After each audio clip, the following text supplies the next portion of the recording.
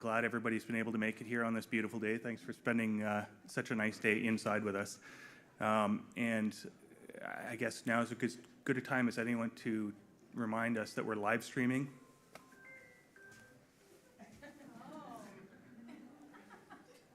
Derek.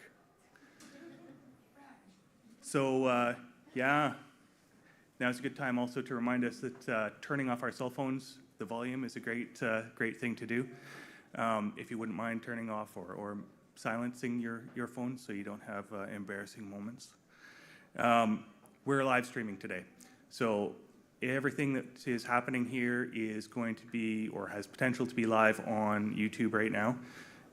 All of the presentations and all of the presenters, I believe, have been made aware that their presentations will be streamed live, and then we will be reposting them throughout the year as we go through once we've had a chance to take the live stream apart and put it down to specific presentations. Thank you today, just off the hop, to CWS and Landcare Niagara. They have been, that's not my presentation, CWS and Landcare Niagara, who are helping to sponsor this event. We've been so lucky to be able to come to Algonquin College today because of sponsorship from those two companies. And we'll also speak to the other sponsors later as we kind of carry on through the day. So I think that's everything you need to know about the live streams.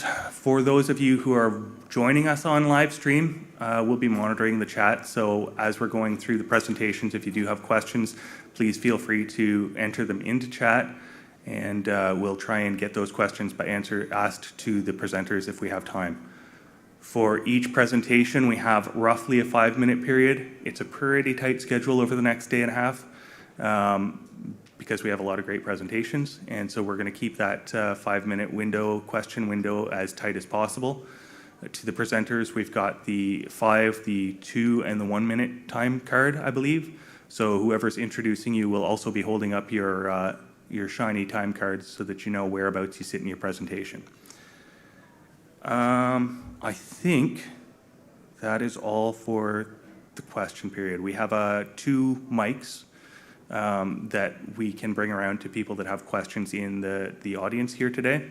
I don't know if the cameras are going to be going on to the folks in the audience for the live stream, but you may be on camera if you're asking a question.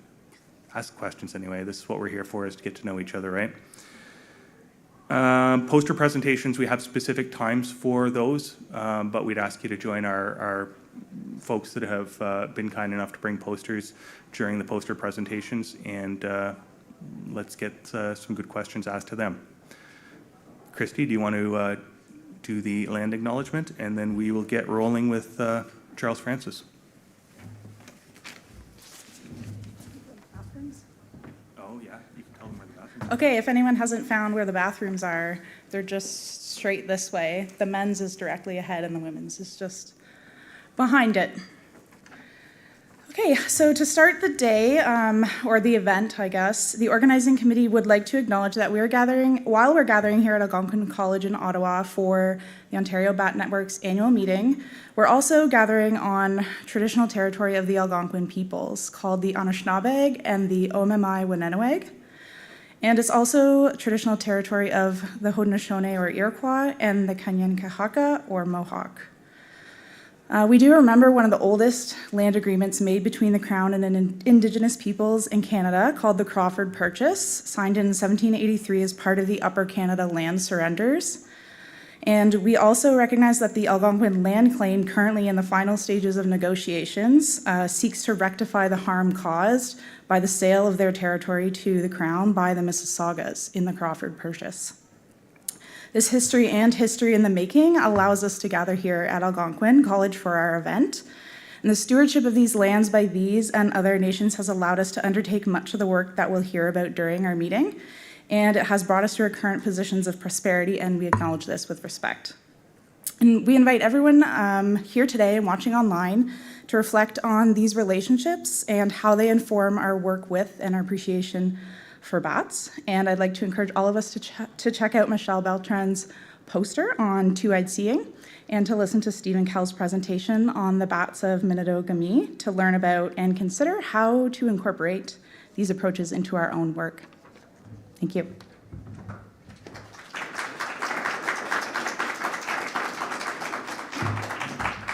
So I'm Derek, and I have the pleasure today to introduce our keynote speaker, Dr. Charles Francis.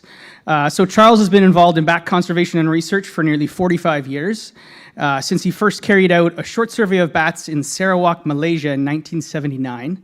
He worked for 3 years in the early 80s with the wildlife wildlife department in Sabah, Malaysia, studying birds and bats. And during this time, he captured many species for the first time in Borneo, and helped describe new species there, and co-authored a fully illustrated field guide of the mammals of Borneo. Since then, he's continued to participate intermittently in surveys around Southeast Asia, including Malaysia, Laos, Thailand, Vietnam, and Cambodia, working in collaboration with an increasing number of local bat researchers there. He wrote a field guide to the mammals of Southeast Asia, first in 2009 and a second edition in 2019, and has recently taken up in-flight photography of bats. Speaking from experience, that's hard.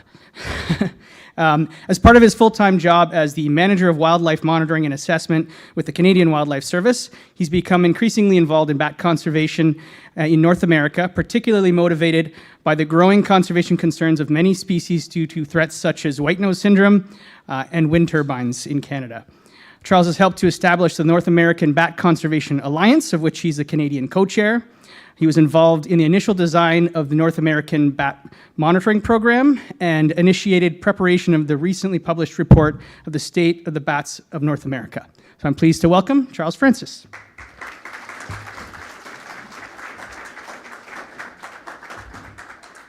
I was going to just say this to Charles, but I'll say it to everybody so that speakers know. There's 2 mic options. You just have to turn this one on if you want to walk around. And this is your clicker, green for forward, and then you have a laser. Okay. Yeah.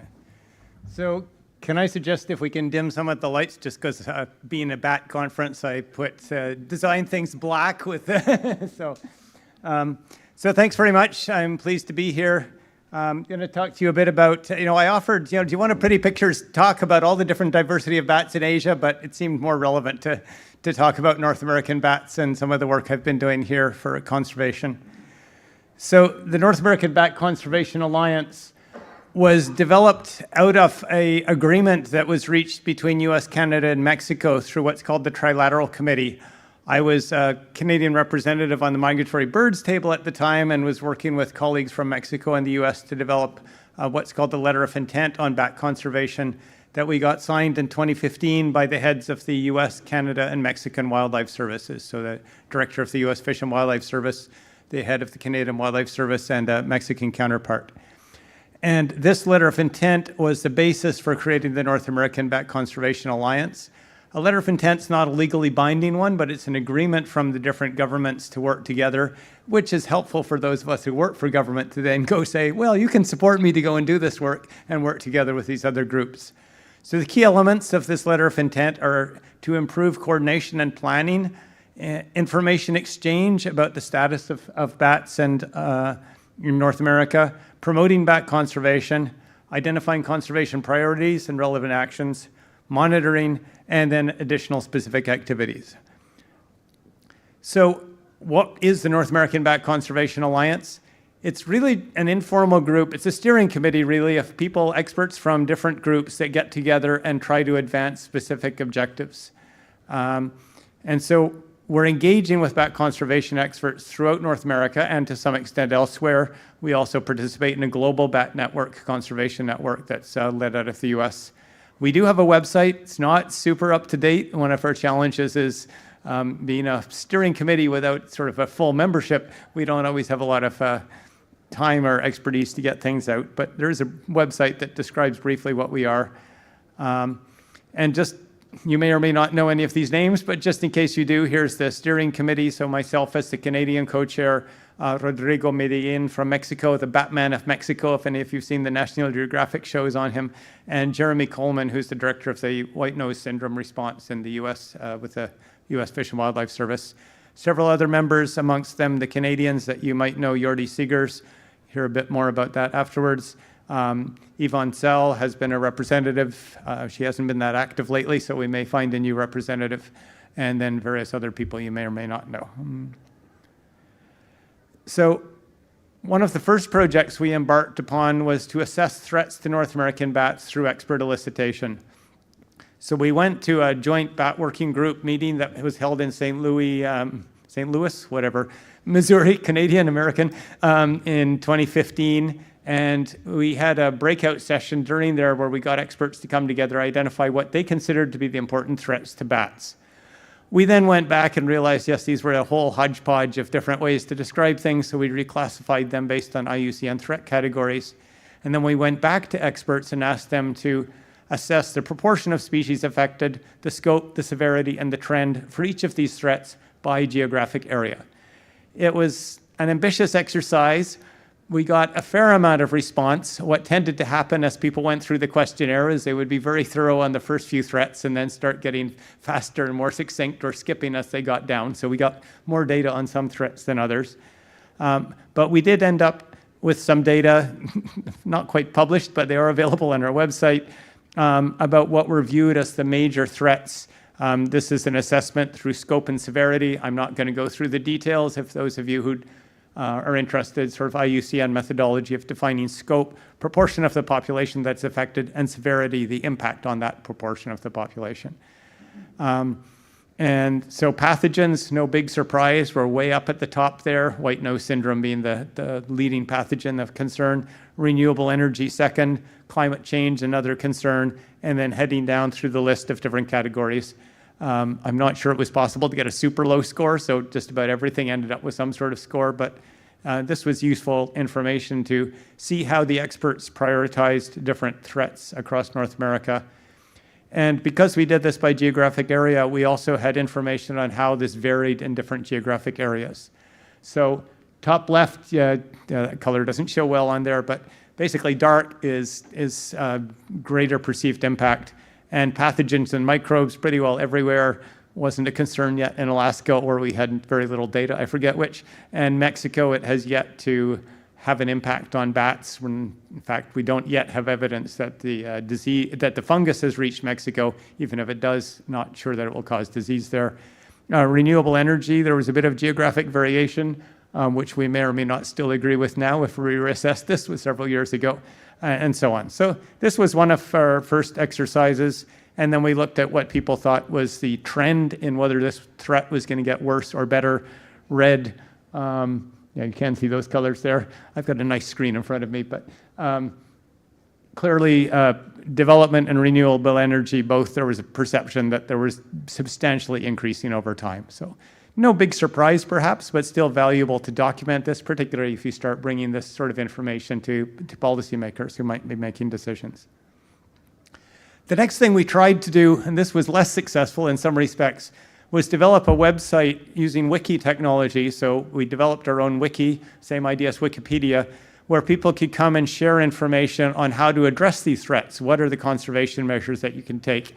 So we set this up, we set sections up for each of these threats, and we got some information into there, but the trouble with a wiki is that you need to get a certain critical mass before people start to use it, and until people start to use it and start to contribute to it, it doesn't really work. And so we haven't yet, and maybe we won't reach that critical mass. We may need to think of another way to try to share this information. Obviously, there are other venues, but it is nice to have a central place where we can go and share and access information on what to do about it. So we have this section. It's still up there. It's still live, but it's not been terribly active. Most of the information in there is the stuff that members of the steering committee themselves put in there because we knew something about it. But a wiki really only works when it takes off in the community. So I'm not, I'd be happy if people go have a look at it and think about it, but I'm not going to promise that if we put anything there, anybody else is going to read it because it hasn't reached that critical mass yet.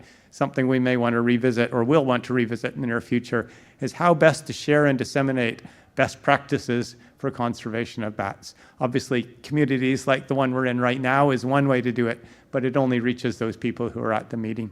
So it struck us as a good idea, but it didn't really take off. What did take off well, and that was mentioned by Derek, and I have a couple of hard copies here, one each and one in English and French, was the State of North America's Bats report. This one, I'm just curious, out of how many people in this room actually were aware of the launch of this report last year? moderate number. It did have a lot of media pickup. It was picked up heavily. We did not promote it as strongly in Canada as we might have. The timing just didn't work for Environment Canada to promote it because there were several other things. And we didn't get the French translation done quite on time, and we can't promote officially through Environment Canada. But it was strongly promoted within the US partners. It was picked up by a lot of the media. We do hope, and I'll come back to this in a minute, to re-promote this. We've got an upcoming opportunity to sort of re-announce. It's not easy to re-announce something a year later, but there are ways to do it. Anyway, it was a nice report. It had a lot of interesting graphics. There's a very dynamic website where you can go through, you look at this PDF and you might think, how do you turn that into a readable website? But they actually sort of reformatted it for web. You can look at it in your phone. So that was a success. What was in it and how did we do that? I'll just highlight, it's available in French, Spanish, and English. There's PDF format and this dynamic website that you can browse through on your phone. And what we did was it was an expert elicitation approach. The details of the methodology are not yet published, and in fact, that's going to be our opportunity to re-promote it when that paper comes out in the press, because then we can point back again to here was the public summary version that was prepared. But this was one of the key slides that we highlighted. The first exercise I talked about was looking at what were the threats sort of across species. This one went species by species and tried to assess based on IUCN criteria or NatureServe criteria the conservation status of each species, looking at range, extent, number of occurrences, threats, trends. I think those are the key things. And where we had data, we used data. Where we didn't have data, we contacted experts and got their expert advice on each individual species, and then used a sophisticated ranking process to bring together the different perspectives and reflect uncertainty. One of the things to note is that in Canada, out of the 17 species that regularly occur, and some people say there's 18, I'm not sure which one we didn't include, probably free-tailed bat, almost all of them were viewed as having some level of conservation concern, either vulnerable up to imperiled. Imperiled is equivalent of endangered in the NatureServe terminology. So there's only a few that were not viewed as at risk, which is interesting. Mexico had a higher percentage that did not meet conservation risk criteria, but of course had a higher number that were of concern, and in fact a number that were critically imperiled, because there are several species that are very rare in Mexico and threatened. So that, I think, is a pretty important message, that across all three countries, half of the species were considered at high risk in one or more countries. As you might have guessed, most of the pictures in here are mine, but it's fun to take pictures of bats in flight. So that was one key piece. And then in the report, it's sort of using graphics, highlight what some of the major threats are. The disease, of course, being one of them. As you know, white nose syndrome has caused declines of up to 90% of many species, and in fact, some geographic areas, it's almost completely wiped out individual species. Ontario, fortunately, is not in the wiped out category, but we've lost pretty high percentages of several species populations. Habitat loss isn't a threat per se, but it's an impact of threat. Almost all species are affected to some degree by habitat loss. And the wind turbines are a growing concern, and I'll talk a little bit more about that. So this particular report, and I'll try and leave these 2 copies somewhere, people can look at it, although I'm not sure if I have more copies myself, but that's fine.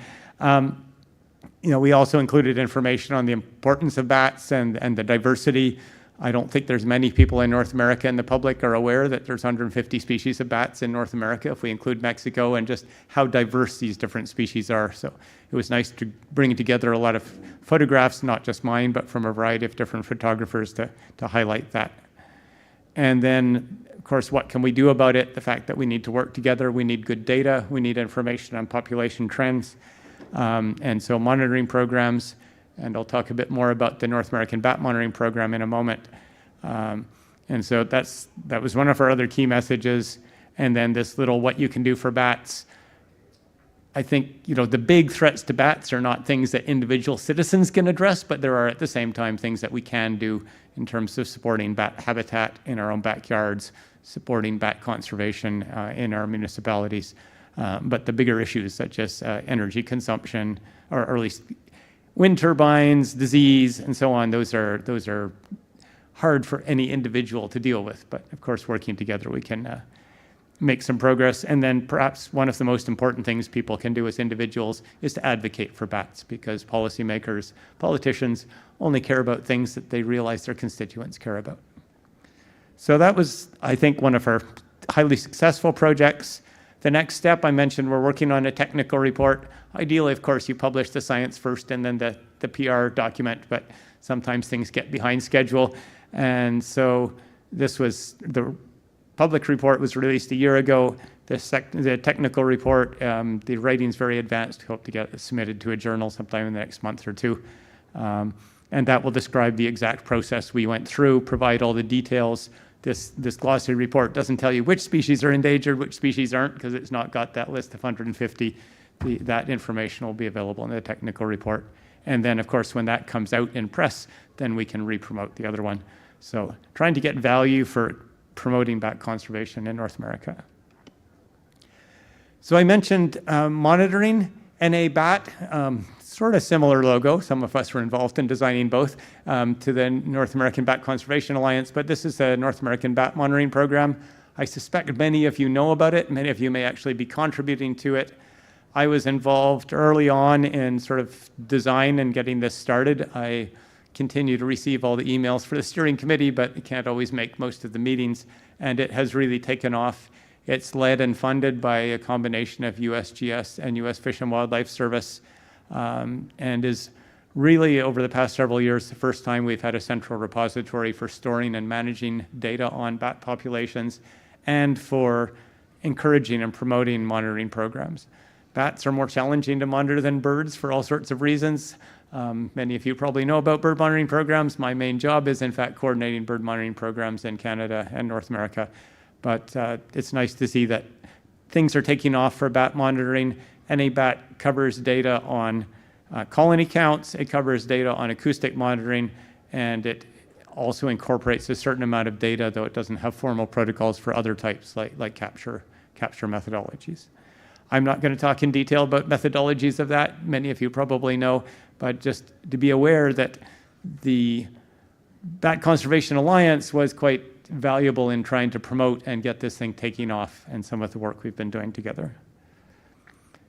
So the different elements of NABAT, it's got standardized protocols. Data archiving and sharing is really important. This master sampling frame is valuable from a statistical perspective, but I think some of you are aware they will take data from all sorts of sampling frames. They like it if you're going to design a new program if it fits within their sampling frame, because it's more statistically robust. But I think thinking a little bit of the eBird one, any data we can get will still contribute, and so they do accept and archive data from a variety of different methodologies. And the hope, of course, is to go not just data collection, but data management analysis. They do regular statistical analyses. There's trend papers coming out periodically. They were involved in helping to create the state of the bats report. One reason we used this expert elicitation approach is because we didn't have all these quantitative data. Even if we had them all analyzed, they only go back a few years. Trends, of course, have been going much further back. But the next state of the bats report that comes out in 5 years' time or 10 years, whenever we're ready, or in between, will probably be very quantitatively based on any bat data. And one of the ways they're delivering that program is through bat hubs. At least on last year's map, there wasn't any Ontario bat hub for coordination of bat monitoring. I may or may not be out of date. This was pulled from last year's presentation. But there is work going on to try to coordinate the bat monitoring. It's very difficult from a central office in Colorado for people to reach out to who's doing what monitoring where. And so this hub approach of having networks that coordinate within each region is quite valuable. And I didn't come here planning to talk about this, but something to think about is what one might do in Ontario to promote more bat monitoring, or more standardized, or more participation. I'll just leave that as an open question that I won't be able to answer myself. But wind turbines and bats, we're all aware this is an important issue. Mike Anisimov in the next talk is going to say a little bit more about the process in Canada. But as most or all of you are probably aware, the Committee on Status of Endangered Wildlife in Canada recommended the 3 species of tree bats be listed as endangered under the Species at Risk Act. They aren't yet listed under the Act. That's just the first step. Mike will talk a bit more about that. The U.S. Fish and Wildlife Service is also planning what they call a discretionary status review of the hoary bat starting in 2027. That's when they're going to review it, so they haven't got to it yet. And as we know, the major threat is mortality due to wind development. And so the challenge is, how can we develop best practices and standards to mitigate or reduce that impact? And that's an ongoing discussion. We know there's a lot of information out there. How do we turn that into something that might actually get implemented, that people will adopt and agree on? And that's sort of, I think, one of our next challenges through NABCA and working together with the NASBR, the Society for Bat Research community. We haven't yet developed how we're going to do this, but there's a variety of opportunities for us to work together to try to come up with some standards documents, and then to figure out how do we get people to actually adopt and use them. So that's, and because, whatever we do in Canada doesn't help our migratory bats if they will get clobbered in the US, so we really need to work internationally on this. Not quite as big an issue at the moment in Mexico, but of course it could become an issue. I don't think anybody knows exactly where hoary bats from Canada do migrate to, but we don't think they go as far as Mexico. Another piece, of course, the white nose syndrome was one of the big drivers why Canadian Wildlife Service got involved in bat conservation, because of those declines and the subsequent listing of those species endangered. Mike, again, is going to talk a bit more about the role of the Canadian Wildlife Service in delivering this. I put this slide up here more as a cue to talk about the North American program that's happening, coordinated largely by the U.S. Jeremy Coleman, that I mentioned earlier, U.S. Fish and Wildlife Service, they've got, I think, $4 million or more per year to work on this. They've been promoting a lot of research, trying to develop mitigation approaches, proactive approaches. Whether those will work, we don't know yet, but monitoring. And of course, one of the key things is, if resistance does develop in bats, you need to protect the bats that develop resistance from other threats so that they can actually rebuild their populations. But Canada has been participating in this at a lower key, largely through support of the Canadian Wildlife Health Cooperative, which is in Mike's team, and also some work that Canadian Wildlife Service itself has been doing. And I think I'll just leave it at that, but just to highlight, that's another area we've been working closely on continental cooperation. So I think I will stop there. I've left, I think, a fair amount of time for questions, but I forget what the schedule was. But we can take questions until I get cut off, and I'd be happy to try to talk about more detail about any aspect of this. And otherwise, you can look at pictures of Belize bats. Well, the bottom one's Ontario.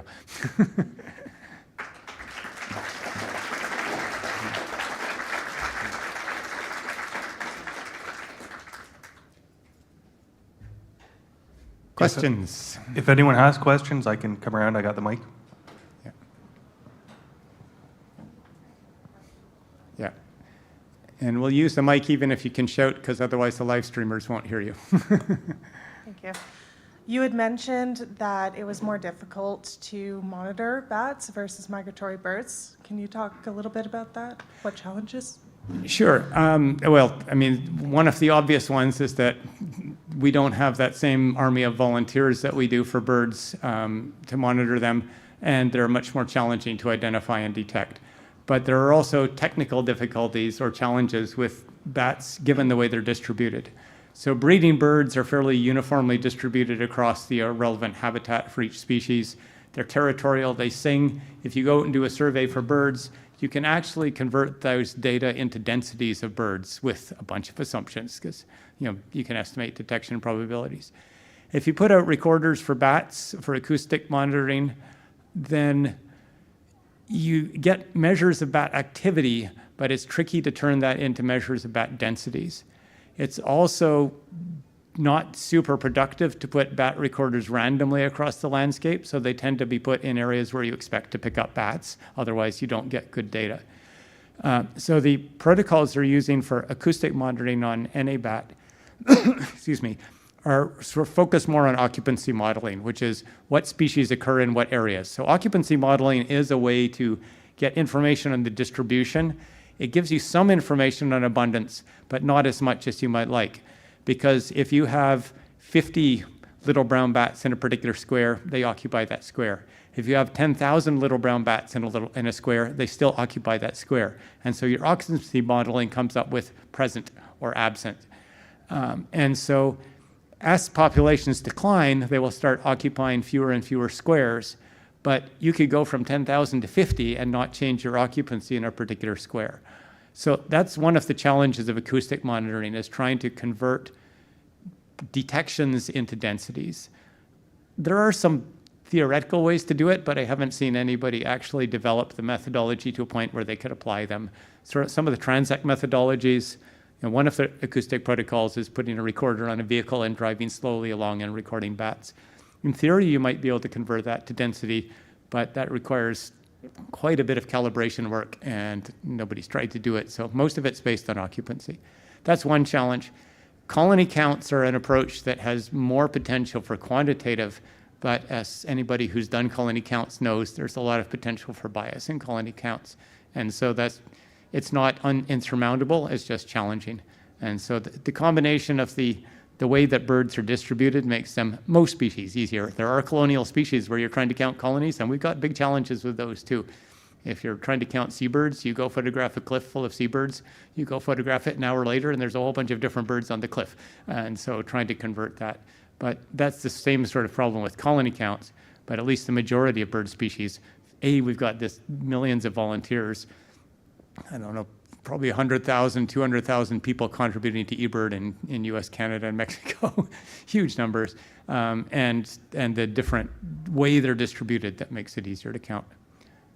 But again, we can do stuff with bats, colony counts, quantitative, acoustic at the moment, more on occupancy modeling, distribution. But changes in occupancy do reflect changes in abundance. It's just, it might be a 10-fold reduction to result in a half reduction in occupancy or whatever. The relationships are challenging. It may have been more detailed than you wanted.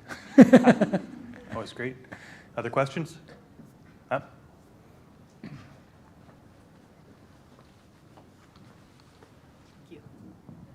So we know that wind turbines are a big strike concern for bats. What about other moving infrastructure like trains or similar? I didn't. Sorry, catch am I that. too far away? Yeah, so wind turbines, big challenge for bats and strikes and stuff. But as far as other moving infrastructure, such as trains, do we know much about that? Do we have any information? I don't have much data on impacts of vehicles and train. I mean, vehicles would be far bigger issue than trains just because of their numbers.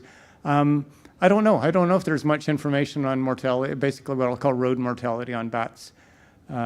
I'm sure there is some. I don't know whether it's a significant factor. I mean, most wildlife that is near roads gets clobbered to some degree by vehicles, but it's also a particularly challenging one to mitigate. I mean, the mitigation is to slow down, but there's lots of reasons to slow down, and people still don't slow down. So it's an interesting point. I think wind turbines are known to be a significant challenge for migrating bats in particular. Little brown bats, substantial numbers were being killed.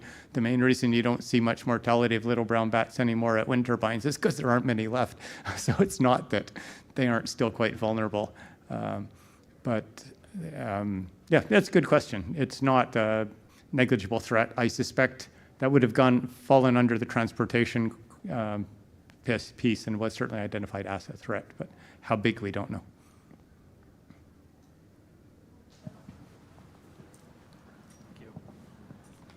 Have there been any successful deterrents for windmills? I'm not aware of all of the different options. The two options that I know most about, there has been work on deterrence. I don't know, somebody else might know whether there's been any evidence of success. The two main mitigation measures, well, they involve changing cut. One is just changing cut-in speed, where during the peak bat migration period, I'm not sure if that's me or someone else, then you don't turn on the turbines until the wind reaches a certain speed. Not that there aren't bats flying then, but the bats are tend to be somewhat more active, not always, at the lower wind speeds, and you're also not producing much energy, so you're not losing as much value that way. The other is what's been called smart curtailment, where you actually have bat detectors on the turbines, and when they detect bats, they shut them down until the activity has gone down. Both of them have been shown to reduce mortality. How much? There's a variety of different studies, and I actually haven't seen a sort of objective pull them all together and see what the average is. Some cases it's estimated up to 90%. Some cases it's more like 60%. It's still a significant benefit. Actual deterrence, there's been a bunch of work on it. I don't know if somebody else, I don't think there's good evidence one way or another as to whether they've really worked. One of the challenges is that if you're trying to use an acoustic deterrent, the blades are 40 to 60 meters long. And so even if you have some acoustic deterrent at the center of the hub, are the bats still going to hear it 60 meters away at the tip of the blade? But good question.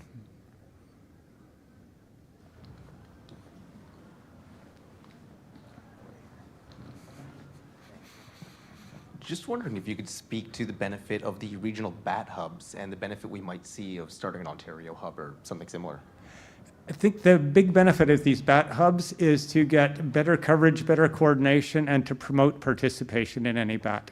And so there is this sampling frame. Ideally, they're randomly selected. Well, it's what's called a grits-based selection, hexagons where people do their sampling. And how do you get people to know which ones to sample in, where to go, and how do you promote people? Obviously, some people are constrained as to where they're working, and they collect data wherever their study site is. But there are opportunities potentially to engage volunteers. I mean, it's easier and easier to get bat detectors, or people may have them lined around. So I think the value of a regional bat hub is to bring together the community that's interested in monitoring and start to promote it.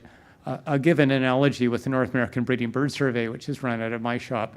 We have a national coordinator, but then we have regional coordinators who recruit participants. And so a regional bat hub would help to find people to fill gaps, because there's the sequencing of what are the highest priority, and would help to promote use of it. If, for example, there was a pool of bat detectors available, then they could coordinate, shipping them out to people to run in different years or different seasons. So there is a potential value in that. It's something that I think would be worth further discussion. I would need to, the folks who coordinate the overall NABAT would probably love to chat to people who might be interested in setting it up. And that kind of plays in line to the question that I had for you. I mean, obviously there's a hole on your map in Ontario, and we've got a pretty decent group here. So do you have any advice or suggestions on how some of those other hubs have started, such that it might inspire someone here to take the lead on starting the Ontario hub? Yeah, good question. I can't specifically answer that, but I can answer in general that it usually benefits from one or two enthusiastic people who get the ball rolling. I mean, that's usually what it takes, is get things started. And when you get people going, and I mean, even North American Bat Conservation Alliance, the reason that actually finally got off the ground is because I happened to be at the Trilateral Committee meeting on the bird table and was involved in the bat discussion, said, okay, we want an LOI. I took out my computer and I wrote one. And then I got people to sign on to it. So I think it takes one or two, a couple of interested people can connect you with the people in Colorado who coordinate the whole program. They could give more information. And I could probably dig some stuff out too, because I hadn't prepped that particular question in advance, but that's a really good question. It was one that became obvious as I looked at that map as I was talking. So, if there are no other questions, then thank you very much, Charles. thank you. And I'll just point out, I'll be around until about mid-afternoon because I have to go off for a personal commitment, but I'll try and come back this evening and be around tomorrow. Happy to answer questions if you can find and corner me. And I'm a fairly conspicuous color, I think, so you should be able to find me.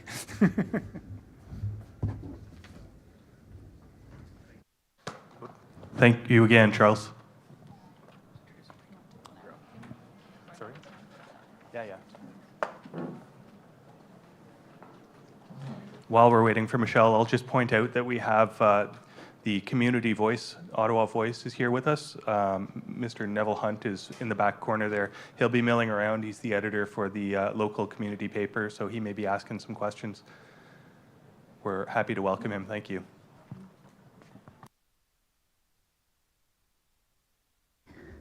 No? Oh, there we go. So I am pleased to present our next presenter today is Mike Anisimov from Canadian Wildlife Service, and today is going to be speaking to us about bat conservation at a federal level. So welcome, Mike.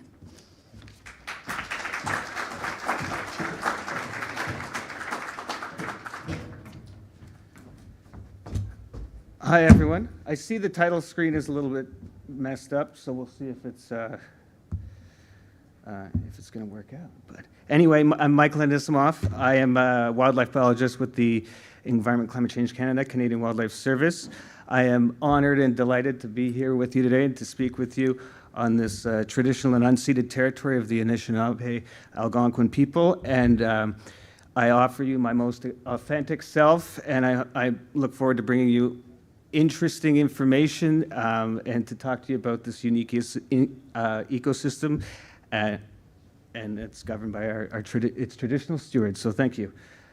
So where are we going here?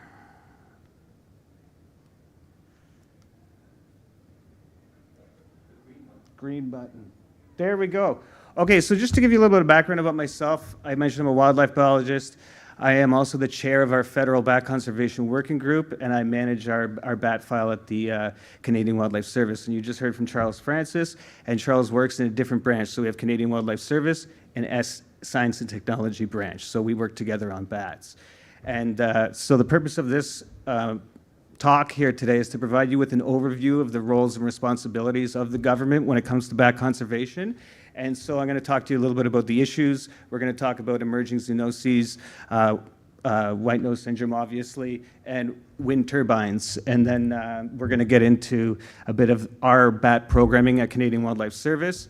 And then we'll talk about sort of what work we're doing on and what the future holds.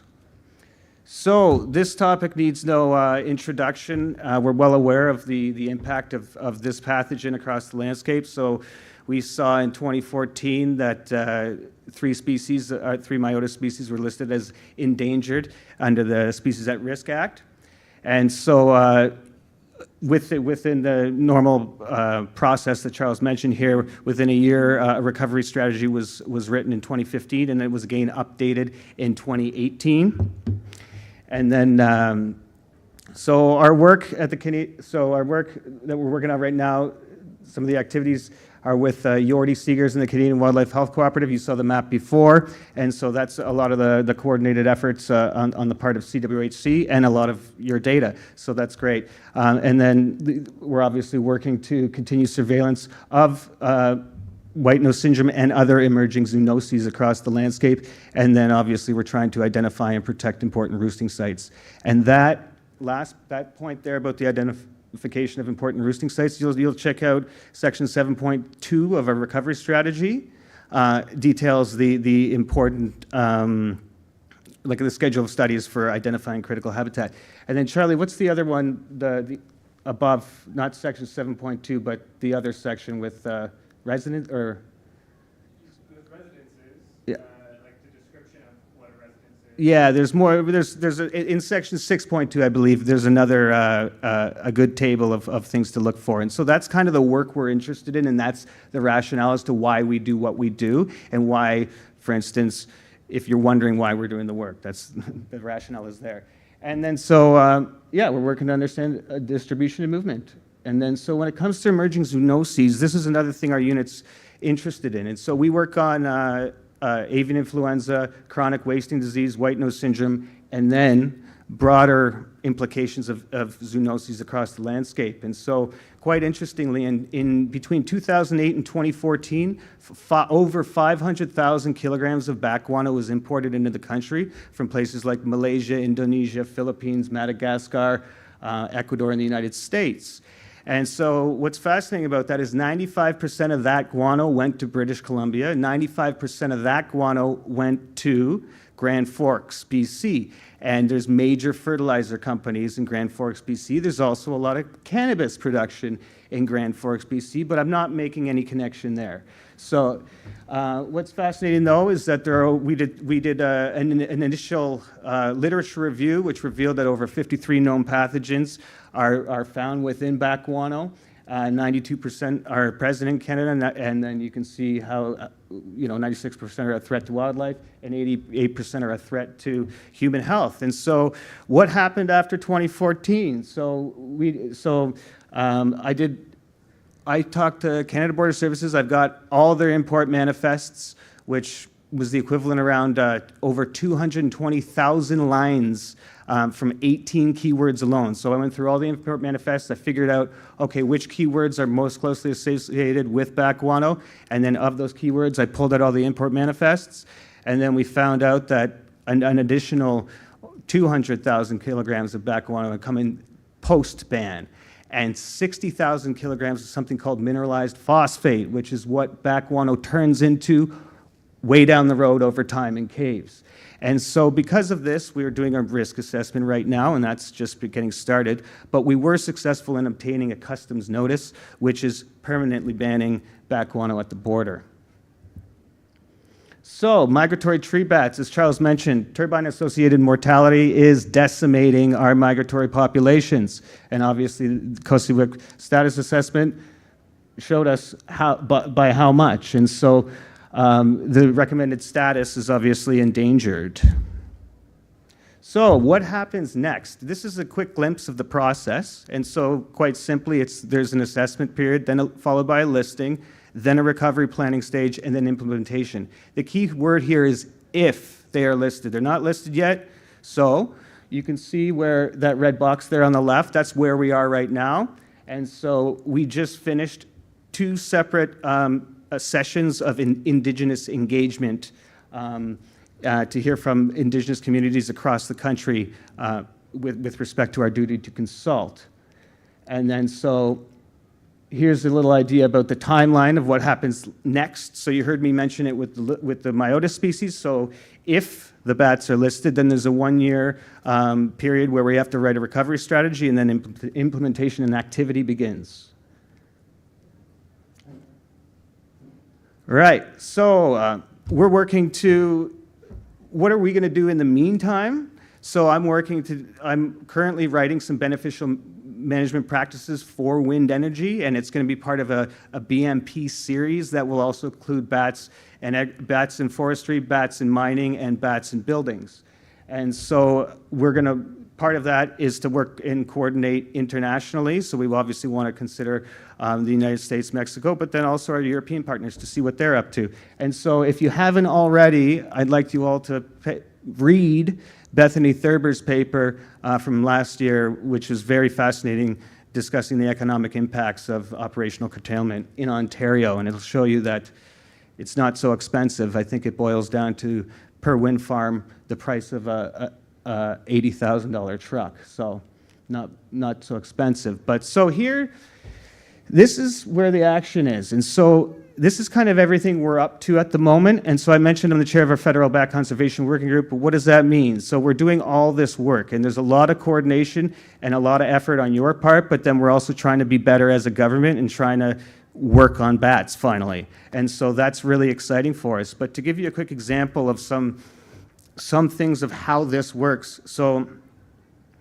like our permitting team, for instance, I came across a permit that there was 1,000 hectares of habitat mowed down, and the species in question was northern Myotis. And then so I was talking, and the way the government works is we're not prescriptive. So we let the proponent provide the mitigation strategy to us, and then we assess if it's effective or not. At the time, I didn't see the permit, and so the proposed methodology that was accepted was bat houses for northern Myotis. Northern Myotis don't use bat houses. So it's a 10-year monitoring program for bat houses with respect to northern Myotis in 1,000 hectares of forest that was mowed down. So you don't need to be a scientist to figure out that that's not a very effective mitigation strategy. So I've been meeting with our permitting team, and you'll be happy to know that we're trying to standardize everything. So for instance, if you're a proponent, you come to me and you have a permit to do something, well, now I'm going to say, okay, well, here's standardized data sheets for what we're about to ask you to do, and here's your data collection, and then here's a centralized repository to deposit your data so that we can all use it and see it. Because what happens is when I get a Kosiwik status assessment, when I read the document, all it says is data deficient. And you heard Charles earlier say empowered by data. Data deficient means I'm not empowered by any data because I don't have a collective voice, because it's all novel research. and it's all, a lot of it is one-off. So we need to come together to be more coordinated with our approach to bat conservation, because that's what bats need. And unfortunately, when it comes to the government and industry, you're well aware that those two entities, myself, are anything but perfect. There are blind spots, and we can only do so much with the capacity that we have, but people aren't asking in the right way. Please start asking in the right way and empower me with data, and then we can get some more stuff going. And so that was what Charles was talking about coordination and collaboration and bat hubs and really having a collective voice. And that collective voice should and must include Indigenous communities across the country, because there is a lot of good work, and we're going to hear about a lot of that today, but there's a lot of good work in the mix, and we need a way better coordinated effort. And so there's, you'll also hear from Derek. We have we've already solved one issue. Well, we think we solved one issue when it comes to bat marking data. So now we have a centralized repository for bat marking data. Hopefully we'll get, we'll be able to put all your tagging and tracking data somewhere and get everything going, and then we'll be able to have coordinated reporting, because conservation is different than academia. And so when it comes to coordination, we need to kind of let our guard down a bit.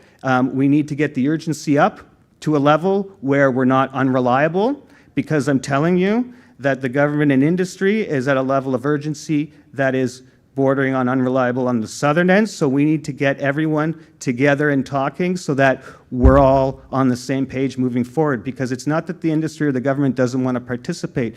Everyone's ready to go. People just need to start talking in the right way to one another. And so that's why this is so important, meetings like this. But then we're going to have a coordinated approach in the future. And so I urge you, when you're thinking about your projects, think, what is the punchline? What am I saying? And if it's with respect to conservation, you need a message. And the stuff I'm trying to work on here has regulatory hooks. So I'm trying not to work on stuff that's kind of like a microhabitat association between a myotis species, or like on an island off the coast of Vancouver Island, right? How does that apply across the country? And so this is where it's important that we have this coordinated message and not wasting data and wasting our time when it comes to conservation versus, let's say, academia. And that's not a cut at academia, that's just reality. And so, yeah, and all this is, we're trying to do it in a One Health context. And so a One Health context is actually all-encompassing. So we have to think about all the 3 pillars of sustainability, obviously. And that's about it. So I've left some time for questions. Please reach out to me. I love talking bats. If you want to talk to the government about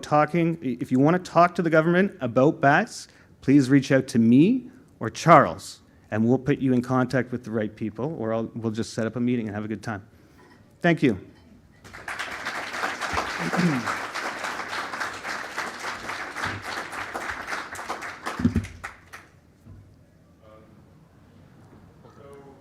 Any questions? I have the microphone. Sorry, can you put your hand up? I'm a little vertically challenged. Okay, thank you. Oh, right. You're not alone. I couldn't see the screen. Alrighty. So I was just curious, because Charles Francis said ECCC wasn't willing to put their name behind the project that he mentioned as well, that North American representatives all made together. You're seeming to say something quite the opposite for CWS. Are you saying that CWS would be willing to back something about coordinated data? No. And put their name on it? Because otherwise, can you really...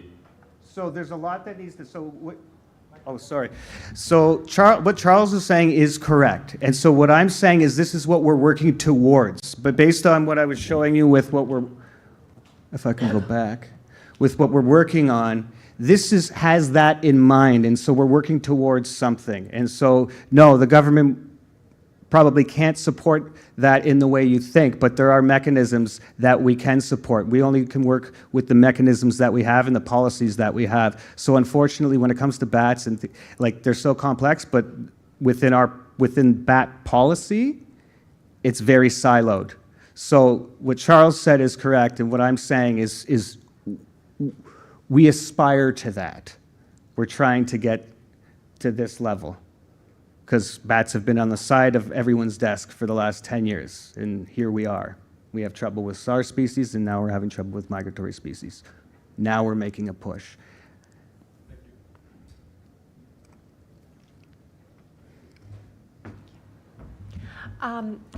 Would you be able to speak to sort of the difference and the gaps that happen between the coordination between the federal and the provincial piece? Because functionally, a lot of the protections for these species end up being provincial, so federal policy is limited to federal lands. And I'm curious to see, I know with migratory birds, we have really good coordination between federal and provincial efforts, but is there any vision to kind of help bridge that gap and translate the efforts on the federal side to tangible provincial protections? Absolutely. So you can see number 2, the second bullet there is the jurisdictional migratory bat group. So we just started that, and that's led by Jordi Seegers, and I'm the temporary chair at the moment until we find a jurisdictional chair that wants to participate. But so far it's great that they are allowing a federal presence in the room to have those conversations. But yes, bats are jurisdictional responsibility, so provinces and territories and Indigenous nations across the country. And so I said I'm writing a BMP at the federal level. So that's for bats on federal lands, which is very minimal lands across the country with respect, especially with respect to where wind turbines are, for example. And so all the action happens in the jurisdictions. And so when I write a BMP, what I'm hoping is to set my bar at a level of urgency that the community wants to see that's good for the bats, not be unreliable. And my hope, and all I can do is hope because it's voluntary, because it's not my jurisdiction, is that the jurisdictions come in somewhere under my bar, somewhere in there, hopefully as close as possible to my bar. And so with respect to the conversations that we're currently having, the jurisdictions are interested in helping bats.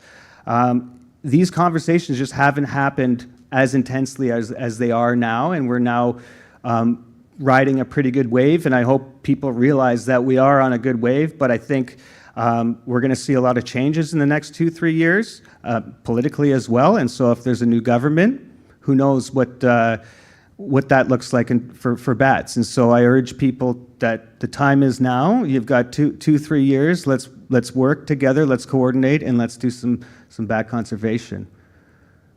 And as far as the jurisdictions go, yeah, and there is coordination with industry from the jurisdictions. There's actually, I've heard in Alberta, there's some really cool monitoring and some simulations going on with the province and the industry as well in terms of movement.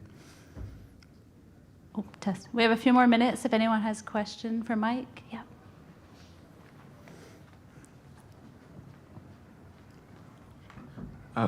So you were talking about a generalized lack of data and how we need to up the urgency. I was just wondering if you could speak to if there are any areas or topics of research specifically you would recommend really get bumped to the top of the list with things researchers to look into now. So I think we actually have way more data than we need. It's just there's no coordinated voice and the data is not standardized. And for instance, you heard about acoustics, and so one person's, analyzing their data one way and another person's analyzing their data another way, and then there's no then if you were to put those projects together and have the coordinators talk to one another, like, we don't know what our data says to each other because we're not all processing in the same way.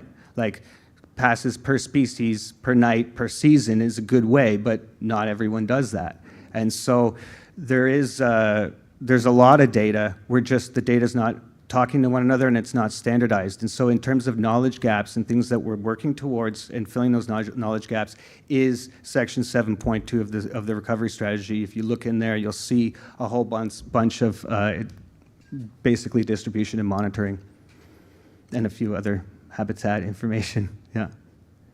Did that answer?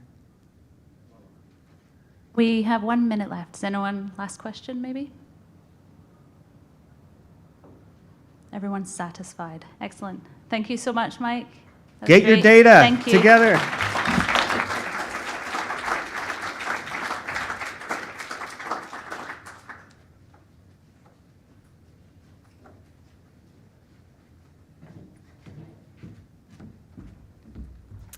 I'd like to welcome our next speakers. One of our very own Ontario Bat Network Committee members is Derek Morningstar from Myotis Star. So welcome, Derek.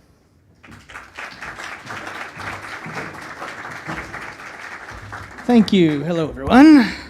Okay. All right, so I'm glad to follow Charles and Mike because my talk is quite related to what they're doing, some work that we're doing together. I came to the federal government and I said, we don't have any kind of organization for bats that are marked in Canada or in North America or anywhere. It's not coordinated at all. I said, maybe we can come up with a way to solve this. So that's what this talk's gonna all be about, but I'm gonna give you a little bit of background first. So, of course, to mark a bat, you have to catch it first. So when you're in Ontario, catching a bat requires a lot of paperwork ahead of time. There's a lot of permits that you need. It starts with an animal care protocol, which if you're at a university, you might get that through your university, and then it's accepted at other levels. If not, it's the provincial one. If you're getting federal permits, then you have to get a federal approval of your animal care, and that's before you apply for any of your capture permits, and that can take months. And then if you're on private land anywhere, you need to get a wildlife scientific collector's authorization from the MNR.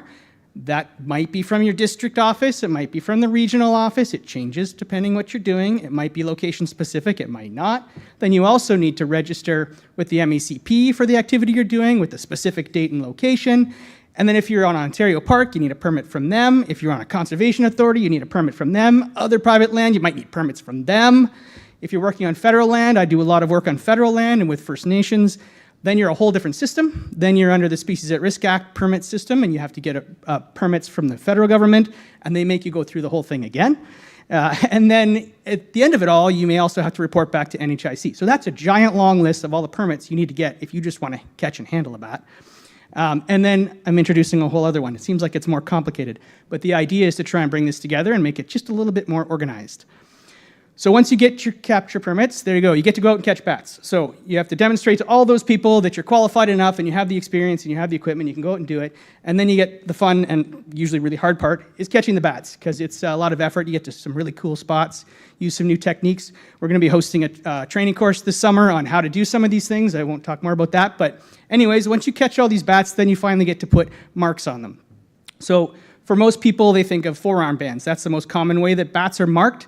Of course, they used to use leg bands from birds and put them on the forearms of bats. Those were considered to cause damage, so they're not used very often anymore. Now there's specialized ones that are lipped, usually from Porzana in the UK.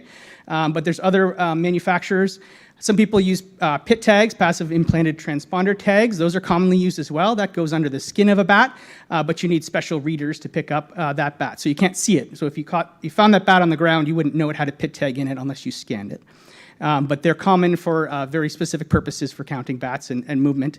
There's older methods like necklaces or collars. They're not used much here. They're used in South America and Central America historically. I don't know of anybody still using them. And then there's newer things that I think Shane talked about last year with P-chips. They're pretty cool. You can ask him about those. And things called winger prints, which is basically mapping their wing.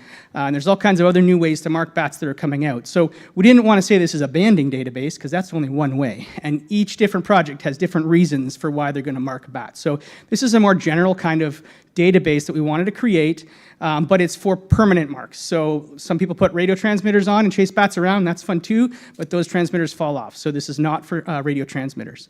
But this database is not about debating why you should use any one method or what works or what doesn't or how to do it. That's up to you and your animal care protocols and things like that. We're just trying to track the marks that are out there. So what happens when you finish your work and you send your report to all those gazillion agencies that needed a permit? What happens to those reports? As we all know, they kind of, who knows where they go? They just disappear. It's magic. But those reports all have different, so they might have asked for certain specifics of what you marked a bat with or just how many you caught. They might ask for something else. It's not standardized across all the different agencies. They're asking for different stuff. And then where does it end up? Like you email it to somebody. Where does it go into one place that somebody else is going to get to it? And can they access it if somebody called up, the ministry and said, I have a bat with a number on it, and would they know? So it's not clear that that would happen. Also, bats, of course, they fly across borders. So they might be coming from the US, they might be coming from another province. So we needed this coordination between all the different areas. So if you capture a marked bat, what do you do? So And you might be somebody who's out there catching lots of bats, and so there's a good chance you'll have an on-project recapture, which is your own bat. You went to a roost last year, you marked a bunch of bats, and you went again this year. Okay, you know what to do with that. That's easy. You're designed for that. That's a mark recapture program. No problem. But what if you catch a bat that's marked by somebody else? And that has happened. Some of my bats have been caught by other people.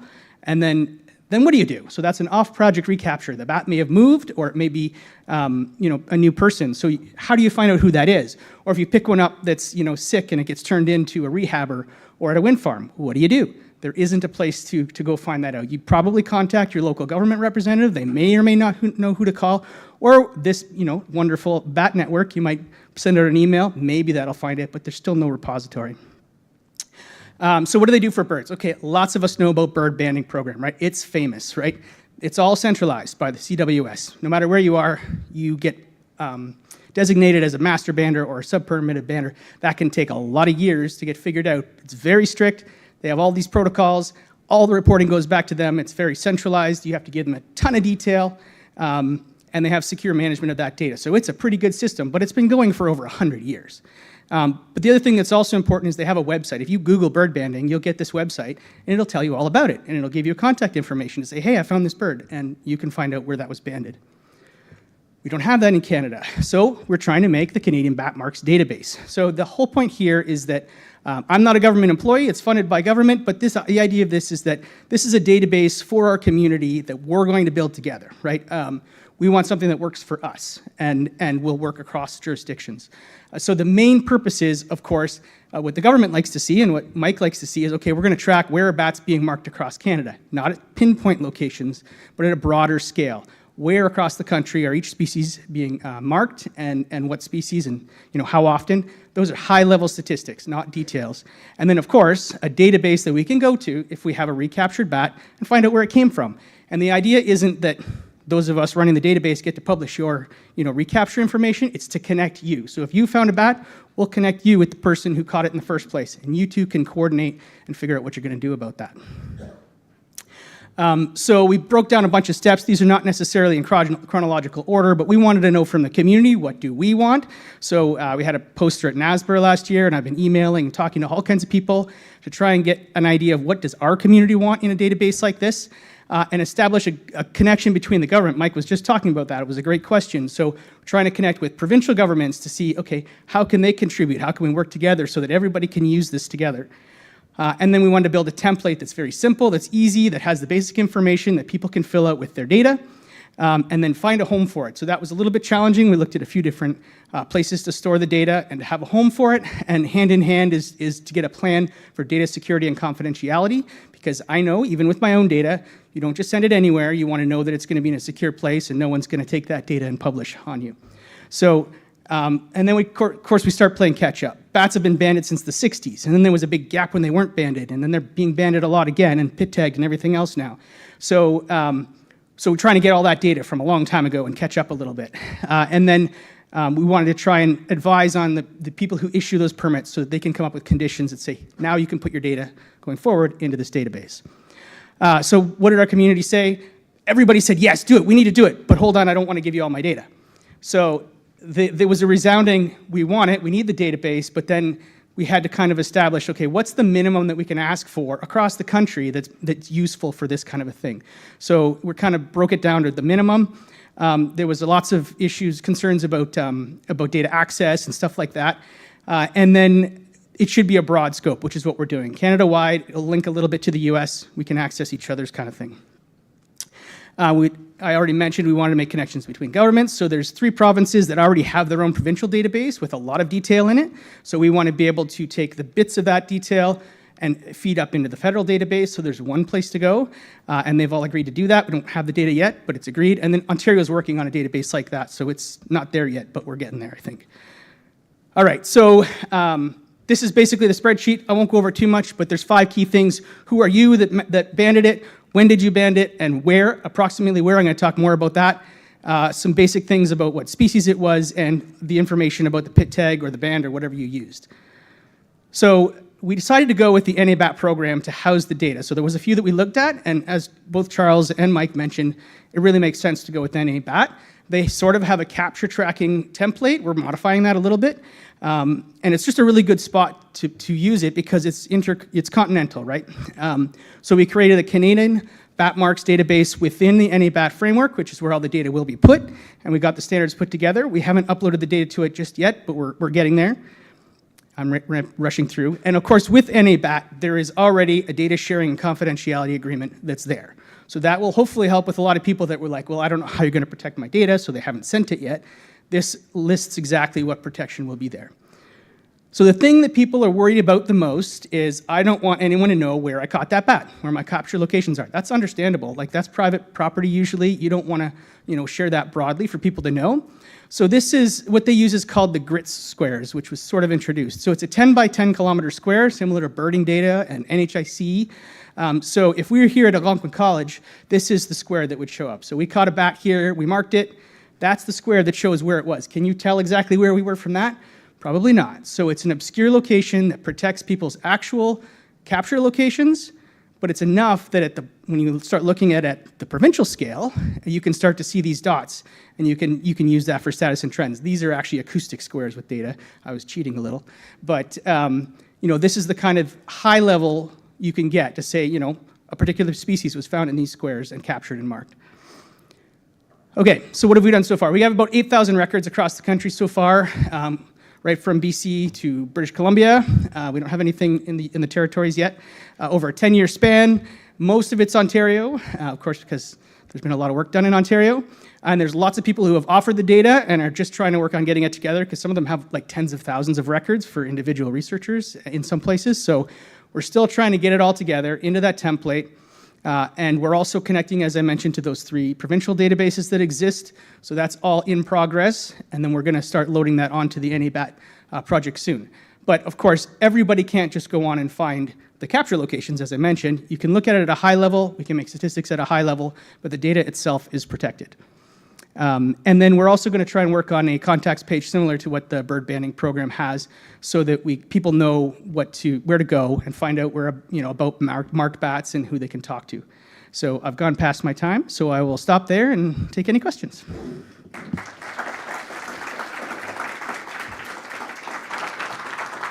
If you have a question for Derek, you just want to raise your hand, I'll bring the mic over. Charles, of course.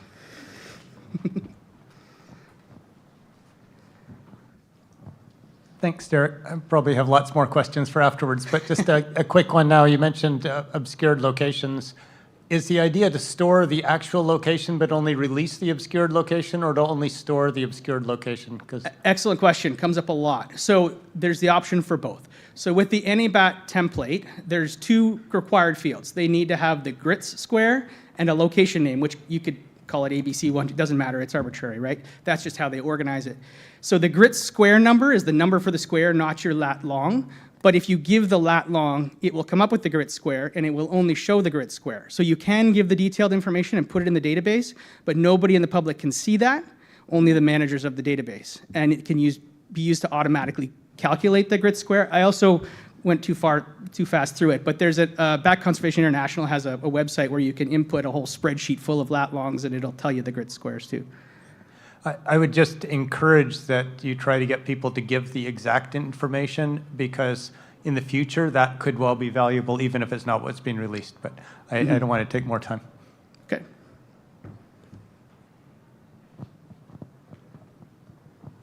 I also had a question about the grid squares. Just because we have say you're like in southern Ontario, and the availability of, say, a researched maternity habitat for an endangered species is pretty, there's very few of them, right?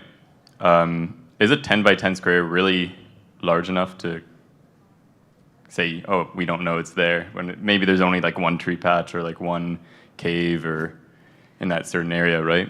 And also, are the grid squares centered around the site? Because if it's on the edge, No. or it's just randomly within it? No, it's a standardized grid that's already there.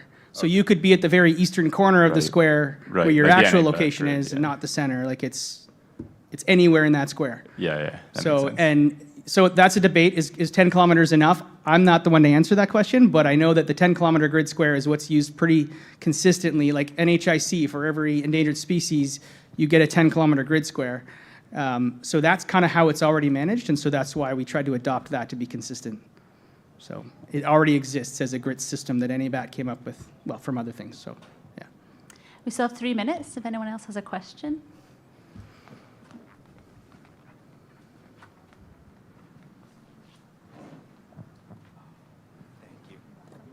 I've had the pleasure of working with the British Columbia database. I'm just curious, how close is Ontario? Is it something they should be excited for? And second part of this question, NHIC, is there any interest in linking the two systems so we have a bad kind of database that's publicly accessible with all the other data we have? Yeah, no, that's a good question, and that's a challenge. So, like, all of the provincial databases, and the BC one in particular, they collect a lot more. So when people submit data, it's like 4R measurements, it's mass, it's all kinds of other things, like a whole giant long list of information that they put in their database. We're not putting that into the federal database. So the idea is that we have kind of the simplest database that's the farthest reaching. The most important thing is to connect the two people that might have caught a bat. And then those two people will have much more detailed information. But all of the stats on, like, okay, what's the average mass and all those things, we're not doing any of that with the federal database. That's left to the provinces. If they want to do that, that's how they do that. Because as we talked about, like, managing bats is kind of a provincial jurisdiction. This is to try and link everything together. So you're absolutely right. And then NHIC, that's an even more challenging one because it's not just for bats, right? So, and they don't collect this information specifically. They don't have I just sent my NHIC data. They don't have what's your bat band's number. They don't have that, so it's hard to link to that. And NHIC, it could just be an observation. I saw a bat fly by and I thought it was a little brown, so I put it in NHIC. You know, they have a lot of different types of data, so it's hard to tease out, like, the marking data from NHIC. So, yeah. I have another question here for you, Derek. Because they are managed at a provincial level, are the squares set up in a way that they respect provincial guideline boundaries, or will you have a square that's half in Ontario, half in Quebec, and you won't be able to tell if the bat is in Ontario or Quebec? Haven't tackled that one yet, but the answer is the grid is a nationwide. It's the Canada grid. It's a nationwide grid. Even goes out into the ocean. So no, there's probably lots of squares that are on, you know, across Quebec and Ontario, and it won't. So I should say it won't. One of the other fields that we asked for is what province was it caught in.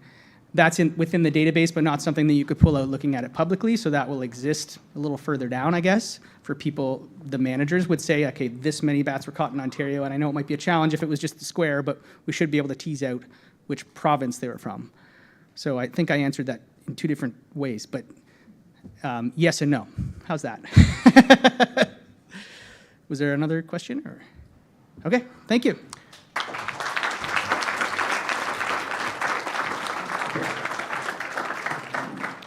Thank you very much, Derek.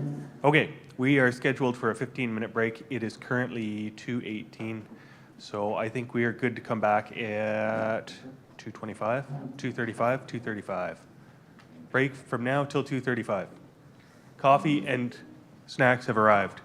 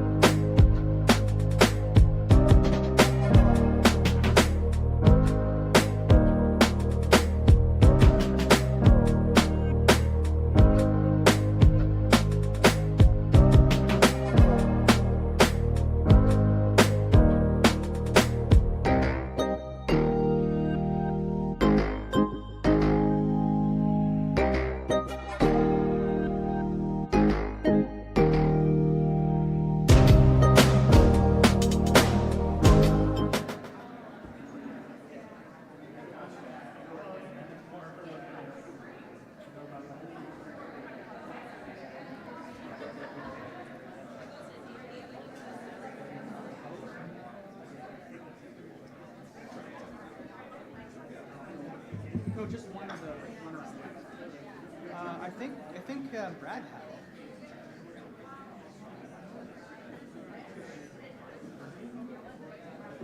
Yeah, I guess I'm gonna need that, right?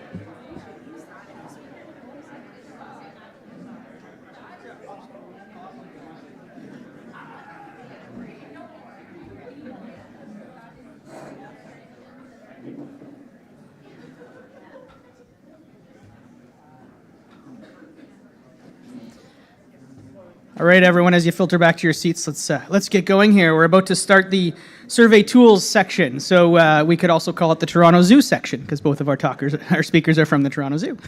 So we will start with Eric Maquignaz for locating bat maternity colonies using sound science.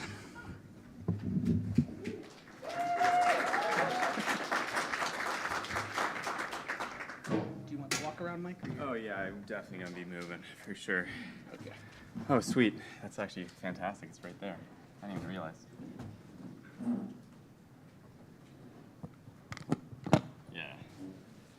Alrighty, hi there. My name is Eric, and today I'm going to be talking to you about how we can or cannot find maternity colonies using acoustic monitoring. I am a grad student at Carleton University. I am learning from the amazing Christina Davy back there, and I work in collaboration with the Toronto Zoo, Toronto Zoo's Native Bat Conservation Program, which is spearheaded by the legend himself, Toby Thorne, sitting in the back over there, standing at the back. And let's go. Oh, the other green button. All right. All right, so a little bit of background here. Humans like to grow and build into landscapes that they weren't originally in, and that leads to a lot of loss of habitat.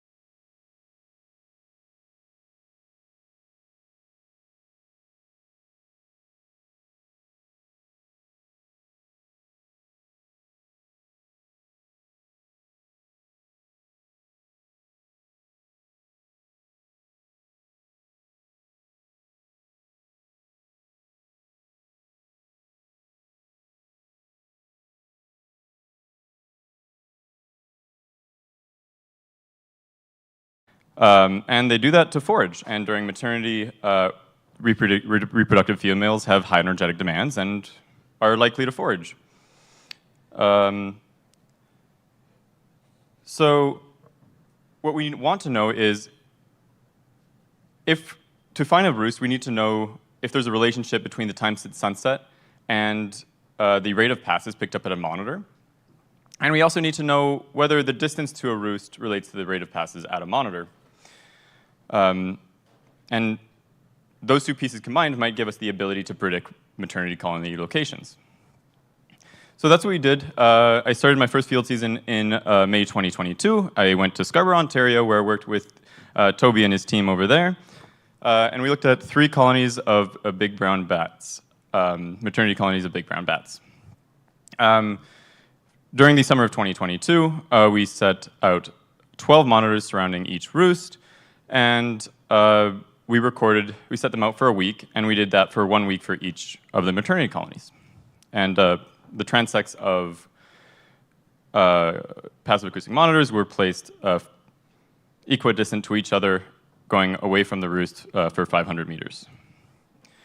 But after completing that field season, we had some thought about what we were looking at, and the output of this project was to try to figure out if there is a pattern of dispersal surrounding maternity colonies, not to actually develop an effective tool to find maternity colonies. So we put ourselves out there to so we wanted to find a pattern if there was one, and so we wanted to look at each of the quadrants as well, because there might be a pattern within that area that we weren't previously studying. So in 2023, we came back, and it was pretty much the same, except we had another roost, and a lot more monitors. So we set out 49 passive acoustic monitors in a 1 kilometer squared grid, and we did that during 3 study periods. Once during the pregnancy period, which we defined as the end of May, early June. Once during the prevolant period, which we put in as the end of June, start of July, and once in the post-volant period at the end of July, early August. So each of the roosts were studied once during one of those periods, and we put them out for 1 night. We went in the afternoon, and we put out 49 monitors on rebar poles, waited till sunset, recorded them for an hour, and then lovingly took them out of the ground that exact night. A lot of fun work. Toby loved it. And so what did we do to look at this data? We were looking at the rate of passes per 2-minute interval, and we used a zero-inflated negative binomial mixed effects model, or as I like to call it, a ZINBMM, to look at the effects of our predictor variables. Our first predictor variable was time elapsed since sunset, and the other one was the distance of a monitor to the roost. We also included the distance of a monitor to the nearest forest edge and nearest riparian edge, because that is where bats forage, so it's likely that bats that, or monitors that are around those bats, around those areas, will record more passes than those placed farther away from them. We use site and study period as random effects because sites are of different size, different amount of bats live in each maternity colony. So it's likely that there might be some changes in passes based on site, and also during different maternity periods, because later on there's more bats there, hopefully.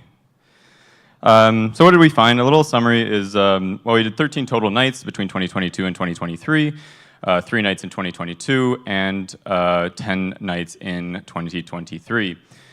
We found a total of 5,286 bat passes, and looking at the graph, we can see that some sites actually get a lot more bat passes than others. Site B was right beside a river, and it was a lot of forested area. Pretty great for bats. So what did our model find? Well, we found a significant effect for the time elapsed since sunset on the rate of bat passes. We found a significant effect of a monitor's distance to the roost on the number of bat passes. We found a significant effect of a monitor's distance to forest edge on the number of bat passes, but we did not find that same significant effect for the distance to riparian habitat. And that was kind of interesting because bats forage a lot, and there are a lot of bugs in those kind of places. But so I went and looked into it, and I found that it's probably because Solris, the Solris database that we used, is at a 15-meter resolution, and a lot of the riparian habitat that we have is smaller than that, so a lot of it wasn't actually shown. Our random effects accounted for 49% of the variability, and site was approximately 30% of that. But all of the effect sizes were very, very, very small, to the extent that distance to roost was had the greatest impact on the number of bat passes, and that only accounted for about a change of 1 bat pass in the entire 500-meter span away from the roost. So what does this all mean? There are relationships between when a bat is in a place and how far it's from the roost, but the relationship is too small to use as a predictive tool. That means we should probably not be using passive acoustic monitoring alone to locate bat maternity habitat, but that's not to say that we can't continue to use it as we are using it now to better inform and roost the survey efforts of techniques that can validate the presence or absence of maternity habitat. Thank you very much, and I'd like to say a special thanks to Christine Davey and our wonderful lab, also Chloe from Carleton, who did a lot of work with me and put up with me for like 2 years, and Alex and Alana from the Toronto Zoo, also great people, and obviously the landowners whose land I used, and they were super interested in my science, so it was really cool. Thank you very much.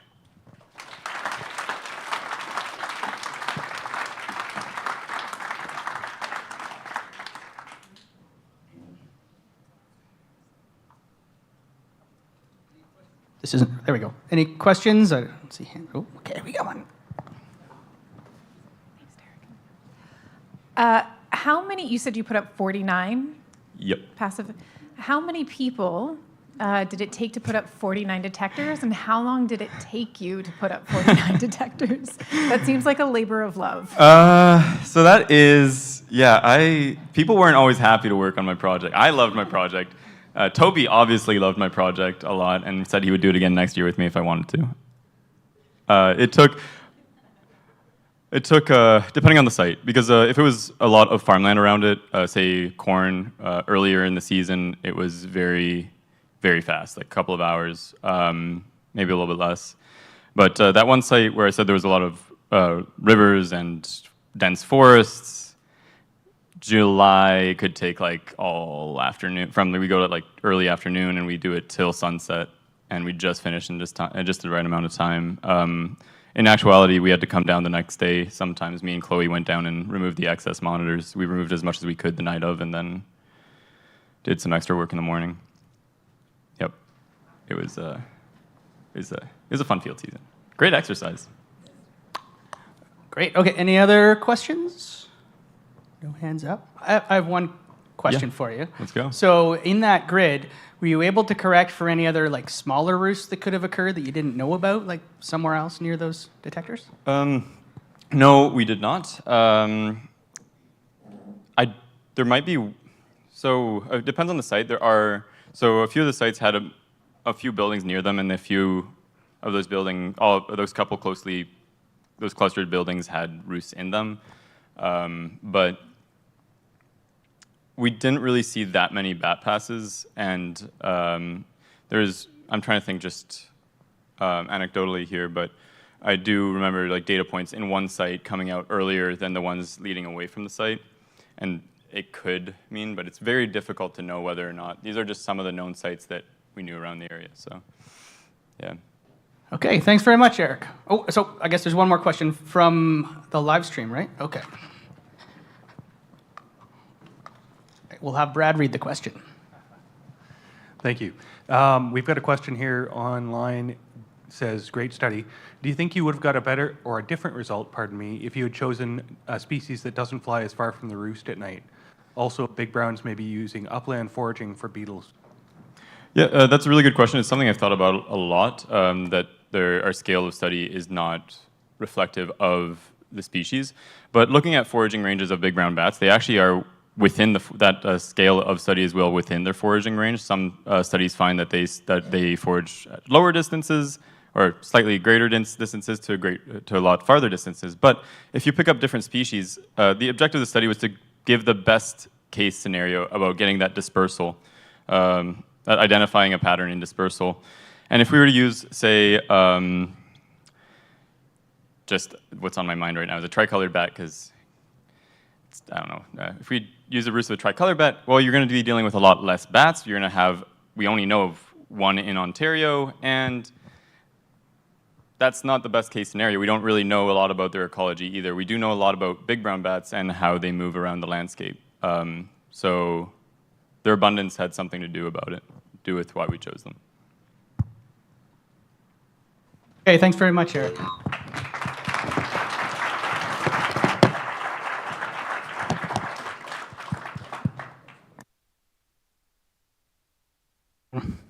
Which mic's on? I got too many mics. Okay, next I'll introduce Toby Thorne, also from the Toronto Zoo, to talk about using an acoustic lure to catch northern myotis. Okay, Toby, where'd Toby go? Oh, there he is. You want the podium or a walking one? All right. Thank you. I just want to really enjoyed hearing Eric's presentation. Love Eric, love Eric's work. It's a great data set. Just want to set the record straight. No one should ever do that. The data are really cool, but I've done some dumb things, and that's probably the worst. Okay, so a short and sweet one that I have, but hopefully of interest. So let's. A quick bit of audience participation. Does anyone recognize this species? Anyone want to guess? No volunteers. You're all wise to me. Sorry? The one in the title? Northern myotis. No, I tricked you. So this is Bechstein's myotis. It's from Europe, where we name all the animals after dead old men. And it's here for two reasons. One, I enjoy it because before I moved to Canada, one of my more significant projects was a project studying Bechstein's myotis, and it's a long-eared, slow-flying, gleaning myotis. And then I came here and I've done projects with northern myotis, which is a long-eared, slow-flying, gleaning myotis, and I enjoy that symmetry in my life. It's also here because this is a species that first connected me with acoustic lures. It's very rare, it's very hard to find. Before acoustic lures came on the scene, there were 2 or 3 maternity colonies known in the UK, and then this chap, who is called Dr. David Hill, and a colleague called Frank Greenaway, of whom I could find no picture, invented a device called the Autobat, which is an acoustic lure playing back synthesized bat calls, and this proved very effective at catching Bechstein's bats. And so what do acoustic lures look like? Well, we're playing back calls from bats to attract bats. And we typically on this focus on social calls. Anyone that's done a lot of bat netting knows that distress calls from bats often attract other bats, but we typically don't want to do that deliberately because that's probably additional stress to them. There's some debate over synthesized versus direct call playback. So you can buy lures that are just playing back a recording.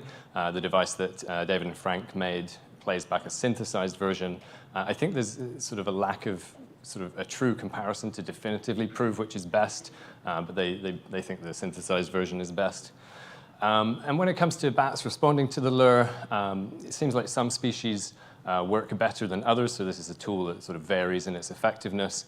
But it's also not the case that bats respond to their own calls. They often respond to the calls of other species, so there's something more complicated going on in terms of how they're attracted to it. There's probably also some behavioral quirks in how that works. One of the theories around acoustic lures is that it's more effective at attracting bats that are foraging, when they're perhaps a little bit more territorial and they want to know who this stranger in their territory is, compared to, say, a bat that is commuting and might not care as much. And they're probably quite high impact, and I'll talk a little bit more about that at the end. But for all these sort of issues, in the right circumstance with the right species, they can be very effective. So with Bechstein's bat, we went from, I think, 2 or 3 maternity colonies now to about 50 known sites in the UK, greatly expanded the range, including in my home county of Buckinghamshire, where no one really expected them to be. And we found them up there, and it was so exciting that the local brewery made a special beer to celebrate. But so bringing that to North America, sort of got interested in applying this to Myotis septentrionalis, and that's sort of relevant because these are bats that are hard to survey. They're quiet echolocators, so they're not acoustic surveying isn't a super effective method for them. They're in small numbers, so even when there is a maternity colony, there aren't that many bats. They're hard to catch, and they're endangered. So can we translate this method of using an acoustic lure to increase our capture success of these bats? It's the question we asked. So do the bats plus the magic sound get more bats in our net? So we tested this using the Sussex Autobat. This is the device that David and Frank invented. It plays back, the device we have, playing back European social calls. The reason we use European social calls is because that was what was available, but also from testing around the world, this works with quite a range of Myotis and other species of bats, so it was reasonable to try it here. At some point, we want to work with David to get some North American bat species on here, but it's sort of working quite effectively as it is, so it wasn't an urgent piece to do that. It's playing back synthesized calls, so I don't know exactly how he does it, but they record the bats, they convert that into a lot of numbers in a spreadsheet, load the spreadsheet into the device, and that plays back a synthesized sound. And we're broadcasting in 4 directions. There's 4 speakers sending it off. Early versions of this had a metal vein in the middle of 2 transducers, which span and randomly reflected the sound in different directions. But since then, they figured out that just having 4 speakers works as well, if not better. We tested this. Well, to test this, we needed to go somewhere where we knew the bats were already there so that we knew if it worked or not. So we tested it in Rouge Park, where we've previously worked with Northern Myotis. The map here is some previous work. The yellow dots are acoustic monitoring locations. The red mist is acoustic activity. So you can see that the activity is spread throughout the forest here. And this is where we did our testing. We did 13 trials and the field work for this. And the sort of project was led by Maddie Foote, who's a former member of our team at the zoo.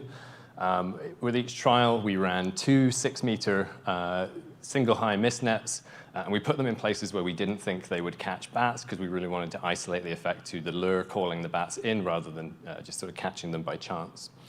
And we rotated the 4 stimuli that we were testing plus a period of silence so that we could see sort of which conditions the bats were caught under and what the effects were. And we kept the nets at least 200 meters apart. We kept them 50 meters away from any roosts that we knew, and we didn't go back to any locations. Well, if we did this on consecutive nights, we moved at least 1,000 meters to try and reduce the impact in any specific area. So did it work? Yes. Questions? No, there's a little bit more. This is cherry picking, and it didn't work quite as cleanly as that. So in 13 trials, we got 10 captures. Half of them were the species we were looking for, also some big browns and 1 little brown, which is quite fun because we don't catch many little browns here. None of those were caught without the lure, which is great. And in terms of our 4 stimuli, we varied between about 2.5 and 4 hours of trapping per bat. I wish the numbers were a little bit more compelling, but it does sort of show the impact here. And if we focus that on Northern Myotis, we're at about sort of 4 to 8 hours, sort of indicating the 2nd and 3rd stimuli were more effective. So how does this work in terms of application? That's 4 Northern Myotis in 1 net, but again, it's cherry picking because that's the only time that's happened. So it works. We're pretty convinced that it increases capture success. And this is valuable to increase the effectiveness of our surveys. We have a limited window, and it costs a lot of resources to go do these surveys. We have a limited time window in the summer in which to do them. And so the more that we can do to increase the number of bats we catch in that time, the better. Seems valuable to target specific species. It's not a way of calling all of the bats out of the sky. It's another tool in the kit to try and sort of get us the edge in terms of picking up more bats. We do think it combines effectively with other survey methods. So since doing these 13 trials, we've tended just to stick this up alongside a triple high mist net. We didn't use triple highs in the first place because we know that they catch more bats than a single high, and we're trying to isolate that effect. But it sort of we've tested that less formally, but anecdotally, running this in a triple high seems to increase our capture success, again, as the picture shows. And we haven't tested it sort of formally targeting other species. But we do seem to, again, anecdotally see an increase in particularly some of the larger, higher flying bats, which are harder to catch, turning up in our nets. This particular red bat we caught a couple of years ago in a single high 6-meter net in dense forest, and maybe I'm wrong, but I wouldn't have thought that would be the place to try and catch one. But we caught this bat in there. Similarly, up in northern Ontario, we've been having a lot of success catching silver-haired bats and seeing them fly around the lure, fly into the net next to the lure, which sort of suggests that they are responding to that. Some cautions, though. So we really, I don't think anyone fully understands the impact of a lure. It's creating impact that goes beyond the bats that we catch. We're putting this sound, this stimuli into the environment, and we don't really know what that's doing to all of the bats in the area, and those impacts are not and probably will never be visible to us, so we are quite cautious in how we use it. We limit the number of time in one evening, the number of times that we go to a site and do this, and sort of how we move it around in that way. We try and avoid doing it near roosts, but we don't always know where the roosts are, so that's kind of problematic. There are behavioral limits to this effectiveness. I mentioned at the start that we think this is more effective when bats are foraging, and the problem there is there might only be one bat foraging in the area that we have the lure. So once we've caught that bat, we may not catch another in that location.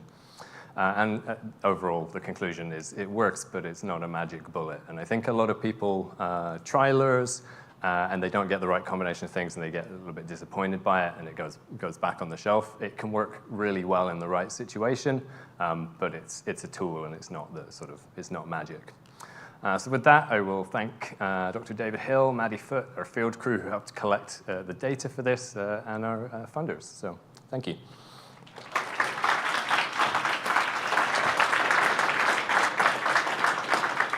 Okay, I think we're still well ahead of time, which is great. So that means we have lots of time for questions for Toby. All right, who's got the first one? Great, Lauren. Of course.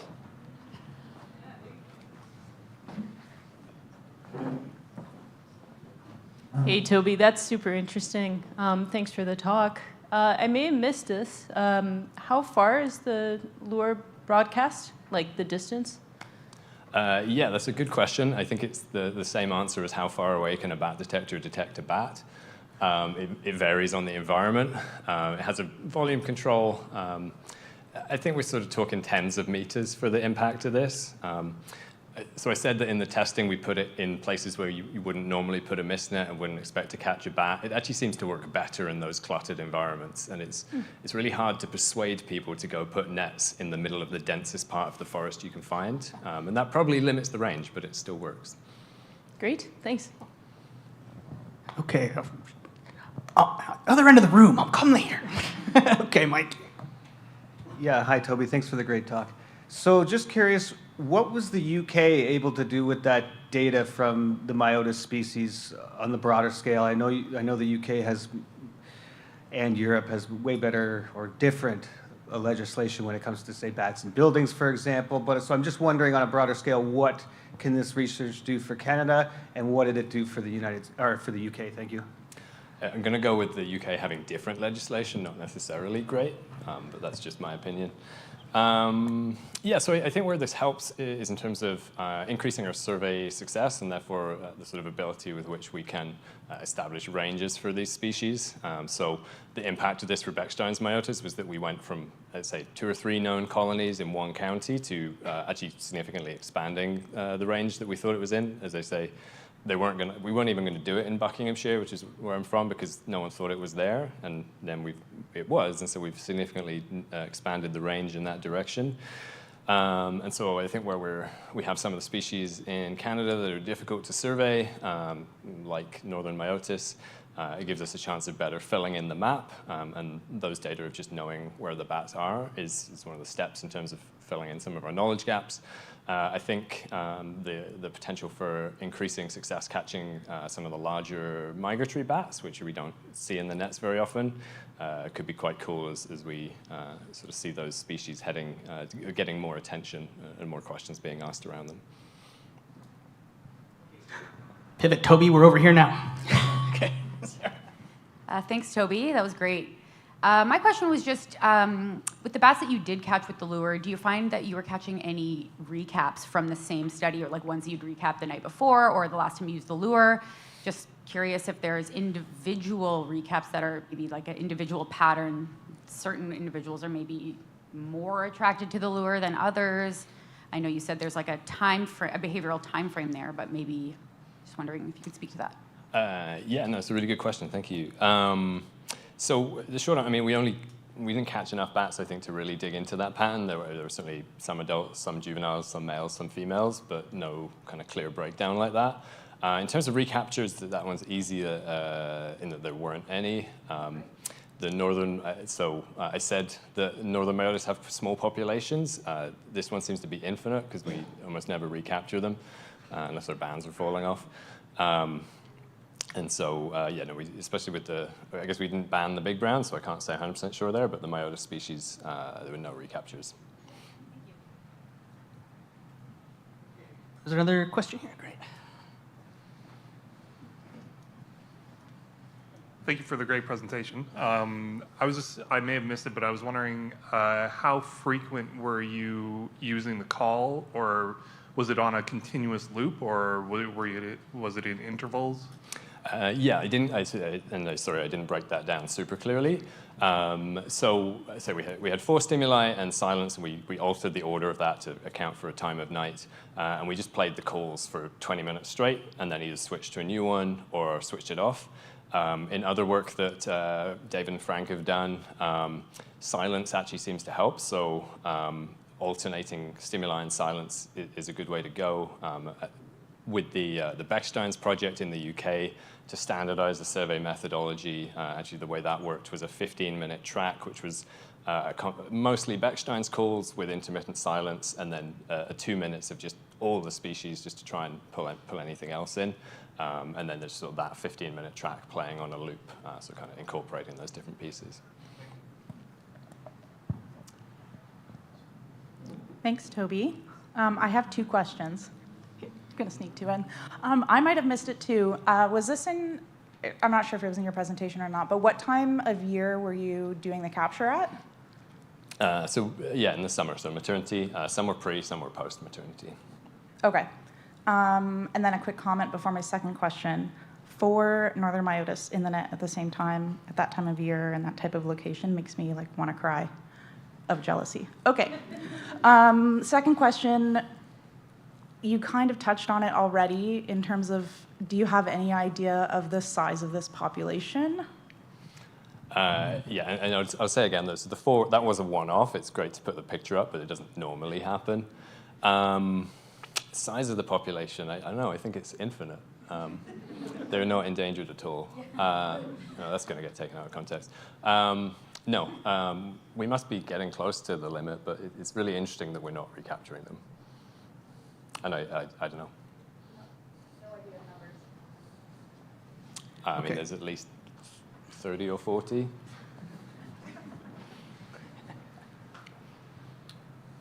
Hi. Great presentation. For the bats you were capturing in the UK, what were the recapture rates like there? Like, did you see any sort of, I guess, hesitancy of the bats where, like, once they were caught, once they sort of wisened to it and weren't caught again? That's a really great question. I'm getting more questions than I talked for. I don't know if that's fair. Yeah, and it's a difficult one because I have to remember something, sort of 12, 13 years ago. So in the Bechstein's project that the BCD Bat Conservation Trust did that we participated in, we didn't do much repetition of sites. So it was trying to do the best forest in every 10-kilometer grid square in the county, which I think was 200 in total across the country. So in that case, there's not much revisiting. The colonies, the population that we found in Buckinghamshire, we then actually did a follow-on project going back and catching those more. And I'm pretty sure that we had recaptures in that, but I honestly, I would have to go back and check in with my colleagues and be reminded of that, because that was, my memory is not as great. So, yeah. Okay, anyone else want to dive deep into Toby's memory? Okay, there we go. You don't know what you'll find. I've also got two questions. Number one, was the beer any good? Well, so I got given a 20-liter box of this beer, which sounds great, but it was one volume. It was so once you opened it, you had to drink it all. That was quite challenging. So it was good at the start, but maybe not by the end. Is that why there were 4 bats in the net? Fair enough. Second question. For the synthesized call, I'm just wondering if an automated recording unit or something's been set up similar. I'm just curious if the synthesized call can be separated from a natural call, and while recording, if that data can be separated somehow. So I'm not sure I fully understand your question. For the lure, if it's making it not the natural, the synthesized call, and we're Mm-hmm. setting up something like just an acoustic recording unit, just to try to catch species and everything else. I'm just wondering if that synthesized call is caught on the AR in the unit, or if we can separate it. Right. And if it's European, I assume the translation will be helpful. Yeah, potentially. So you're asking if we were kind of recording this, could we detect if real bats were flying around and responding to it? Rather than instead of using a mistnet, yeah. Yeah, so that's actually a really good question. And we tried that in 2020 when we weren't catching any bats because of COVID. So we put up, because we just spent a lot of money on these lures, so we wanted to test them. And so we put them up with a bat detector next to them and infrared video camera on one of them. Yeah, it was actually really hard to distinguish the bat calls from the lure, even though we tried to put the microphone far enough away that wouldn't happen. So we didn't really get anything conclusive out of doing that. It was actually pretty conclusive with the infrared video camera. If I'd sort of thought more about it, I would have included some infrared video footage of a northern myotis flying around the transducers, which is also a kind of pretty compelling suggestion that this works. But I didn't think to do that before I submitted my presentation on Tuesday. So. Fair enough. Thank you. I don't see any other hands. So I have one question for you, Toby, that I'll remind myself that bats are not birds. Usually in a room like this, people cheer after that. But that said, something like this is obviously done a lot for birds, particularly for owls is what comes to mind to me. And there used to be a protocol where you would play owl calls from the smallest size owl up to the biggest size owl. So do you think there's any potential in mixing different species of bats within your lure in the future? Yeah, I think it's probably worthwhile. So with this, we were really trying to narrow in and sort of prove that there was an effect. So hence doing it that way with the experimental design. But it's a lot more fun in practice just to go out and blast loads of stuff and see what bats turn up in your net. And so there's a few tracks on the lure that are mixes of different calls. And so those are probably good ways to go if you're just trying to maximize captures. Thank you, Toby.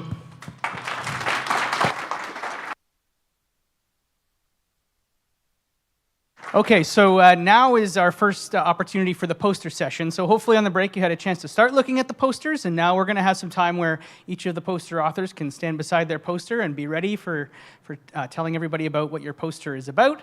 And then that'll go until we have an hour. So mingle, talk to each other. This is the BAT Network, so let's network with each other, and then we'll be back at our seats at 4:15. Thank you.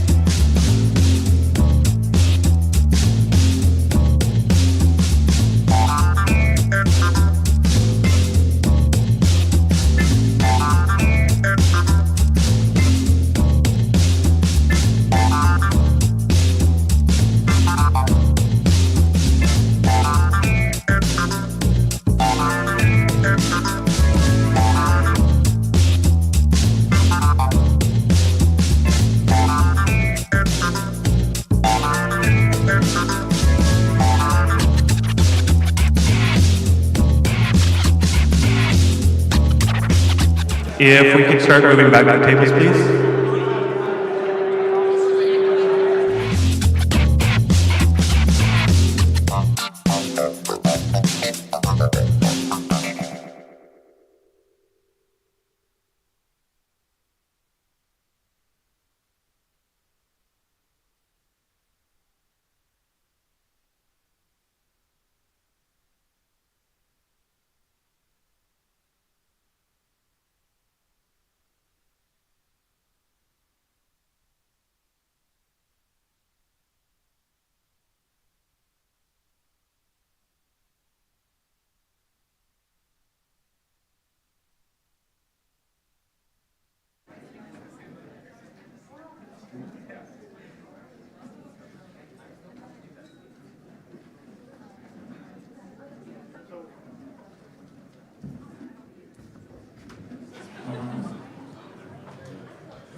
Thanks, folks. I hope you all got a chance to check out the posters and ask your questions.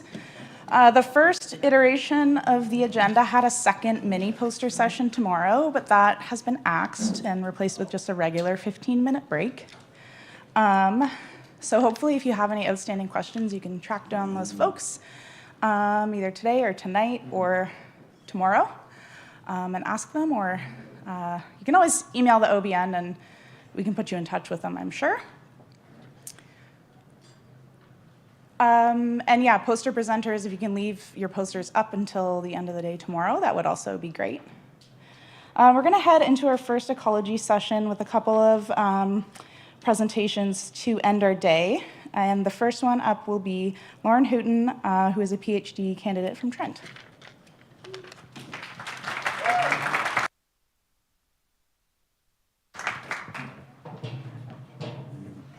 Is that the flicker? Is it this button? Yes. Oh, that's fine. Yeah. All right, cool. So today I'm going to be talking about some work that a whole bunch of us did over the span of many years. And it was published in CJZ last year, but it's looking at the effects of white nose syndrome on hibernating bats and swarming aggregations of bats. All right, so I think a lot of people already know, but swarming is the behavior that 5 of the species we have here in Ontario, they engage in the late summer and into fall, where they congregate at these sites, such as you'll see the Renfrew mine there on the left.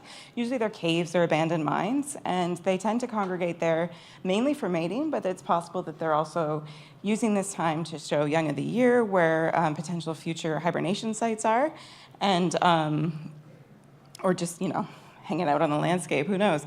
But it's mainly mating, and then you see that a lot of them will stick around and will end up hibernating at these same sites throughout the winter.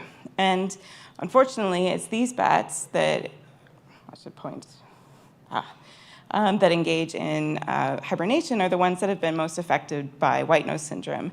Obviously, I don't need to rehash the whole story, but long story short, this fungus arrived in New York State in 2006, and then it has continued to spread throughout hibernating bat populations since then. And in the first few years after it first arrived, there were extreme declines in bat populations wherever this fungus was reaching into. And so much so that a lot of researchers predicted that there would be local extinctions of some species, including the ones that had previously been the most common, like the little brown bat that you see there.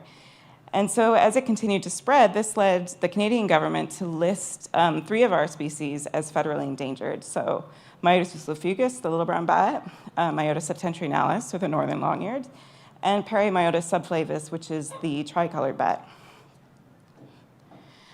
And so in Ontario, white nose was officially confirmed in hibernacula in the winter of 2009 to 2010.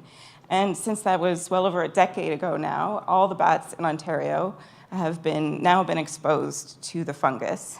And initially, as the fungus arrived at these sites, it was the same sort of initial doom, where massive die-offs, up to 100% in some cases at some hibernation sites, resulted from this. And again, people were super worried, obviously, with great understanding, but the story that we see now, several years later, is not quite so clear. So for our objectives, we had a really unique opportunity in that we had people that had been monitoring hibernation sites in Ontario since before white nose was officially arrived, and then also people that had been doing bat surveys at a swarming site in Eastern Ontario for decades. So we had data from Brock Fenton's thesis data in the 1960s, and then Phantom Lab data from in the mid-2000s, and then more recently, the Davy Lab has been doing swarming surveys all at the same site. So using the hibernation data, we could start to evaluate the trends in bat abundance for those hibernating, and then also look at the capture rates at the swarming site to get an idea of the abundance of swarming species. So first of all, for our hibernaculum surveys, we had 10 sites in southern Ontario. These were monitored off and on between 2009 and 2015. And a few of those sites we've actually been able to go back to more recently to get more recent numbers for those sites. And then one site in northern Ontario, where white nose didn't reach northern Ontario until a few years after southern Ontario, but this site had been monitored since 2009. And so when we go in, we see Aidan here modeling the gear, fashion forward, in that we always wore the correct PPE. This has always been a thing with white nose, you want to decontaminate. And then after COVID arrived, we also started wearing N95 masks and the gloves as well. And we would go in, usually in smaller groups, because we don't want to be too disruptive to the hibernating bats. Go in once a year for a maximum of 2 hours. And if you might be able to see some of the bats on the ceiling there. If they were in small groups, we would just count those immediately. But if they were in really large clusters, we would take photos and then count them later on the computer, so we weren't spending hours at this site. For our swarming survey, again, we see Renfrew Mine there. We would put, in the more recent years, we've been putting a large harp trap across that entrance there. And the bats fly in, and they're nicely caught there, as you see, waiting to be processed. But we had the 3 sampling periods, so that 1960s period when Brock Fenton was doing his PhD stuff, and then a few of us in the Fenton Lab in the mid-2000s were also doing surveys. And having this great range of data has enabled us to be able to look at any changes that we might see in the species that are caught at that site, up to 5 potential species, but if there's any changes in the proportions of those species over time. Also, we could look at relative capture rates. This involved having to know sampling effort, though, which we did to the best of our ability, with the caveat, though, that there were very different capture methods in those different time periods. So recently, again, we used the giant harp trap. In the mid-2000s, we used slightly smaller harp traps. And then in the 1960s, Brock just used his hands and like a hand nets and mist nets. So it's hard to really quantify what that effort is in comparison to a harp trap, but we did our best. We just couldn't do any official stats with those capture rates. So what do we see? So first of all, if we look at the hibernation count data, so this here is a graph that on the y-axis we have the total number of bats. And I should say that when we did these hibernation surveys, we weren't trying to get to species because we were just trying to get in and out as quickly as possible. So we were just counting total bats. And then we can assume that a lot of these are probably little brown bats. But so in the first year, in 2009, white nose hadn't hit these sites yet. We can see, though, the red dotted lines are when white nose arrived. So 2010 for the southern sites, and then 2016 for that one northern site. So some of these sites had over tens of thousands of bats, and then within a year had dropped down to under 2,000. And the smaller sites had dropped down to pretty much none.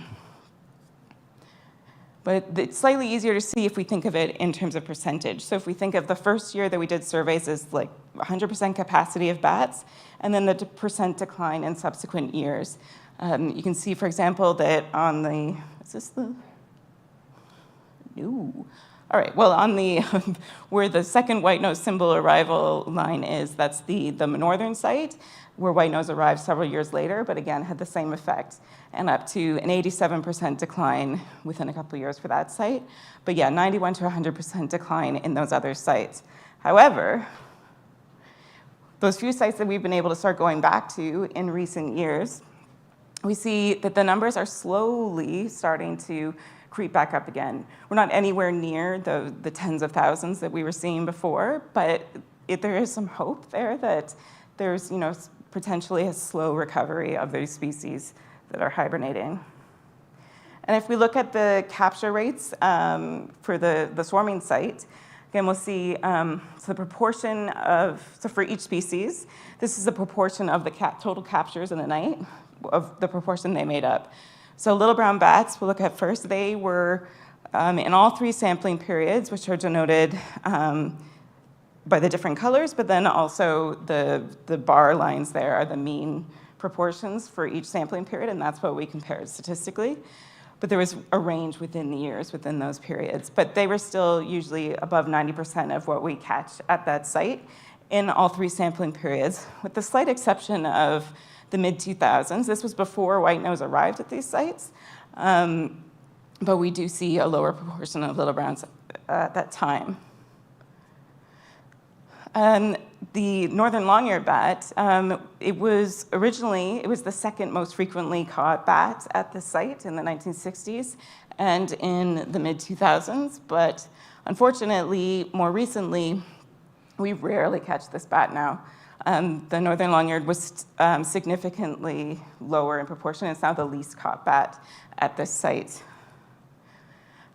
Eastern small-footed bats were sort of steady, like always kind of present at the sites in the first 2 sampling periods, and now we're catching a significantly larger number of these bats at the swarming site.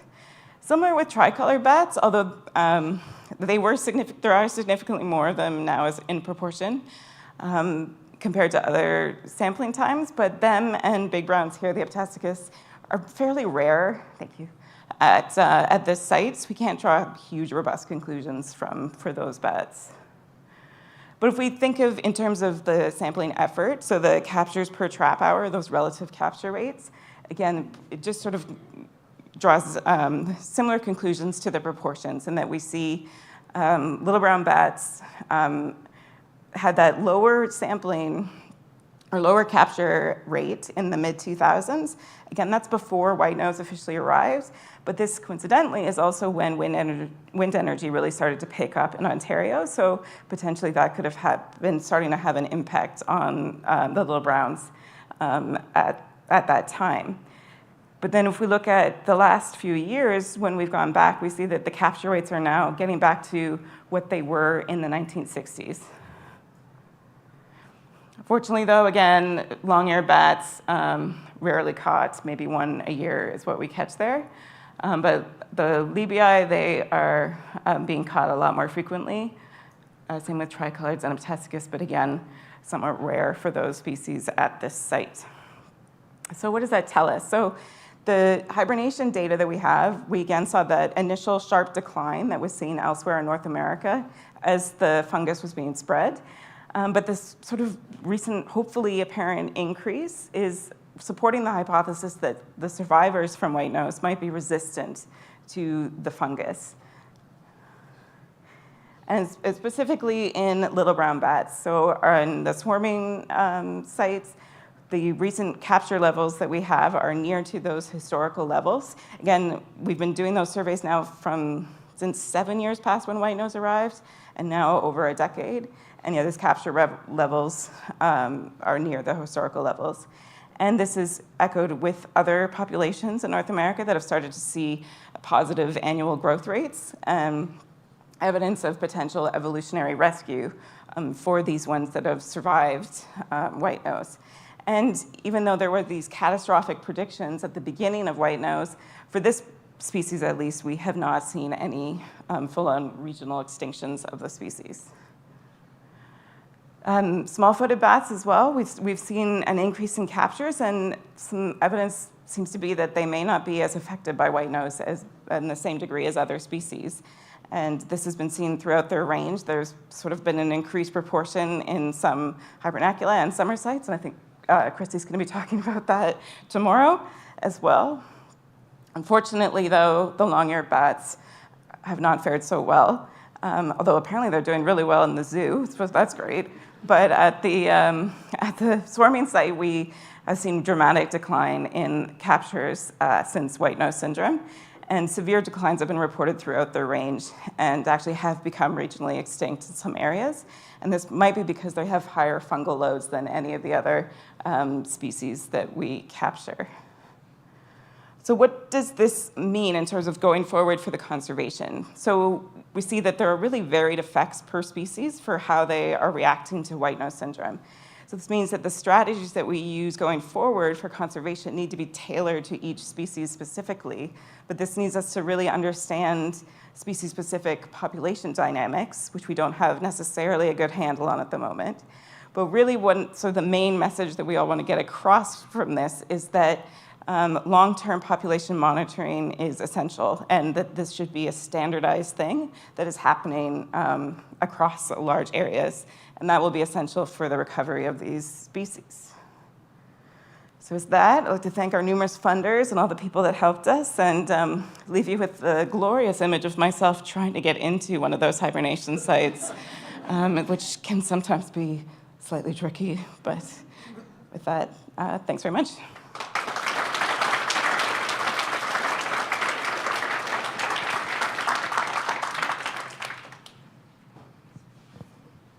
Hey, Sarah, because you're right here.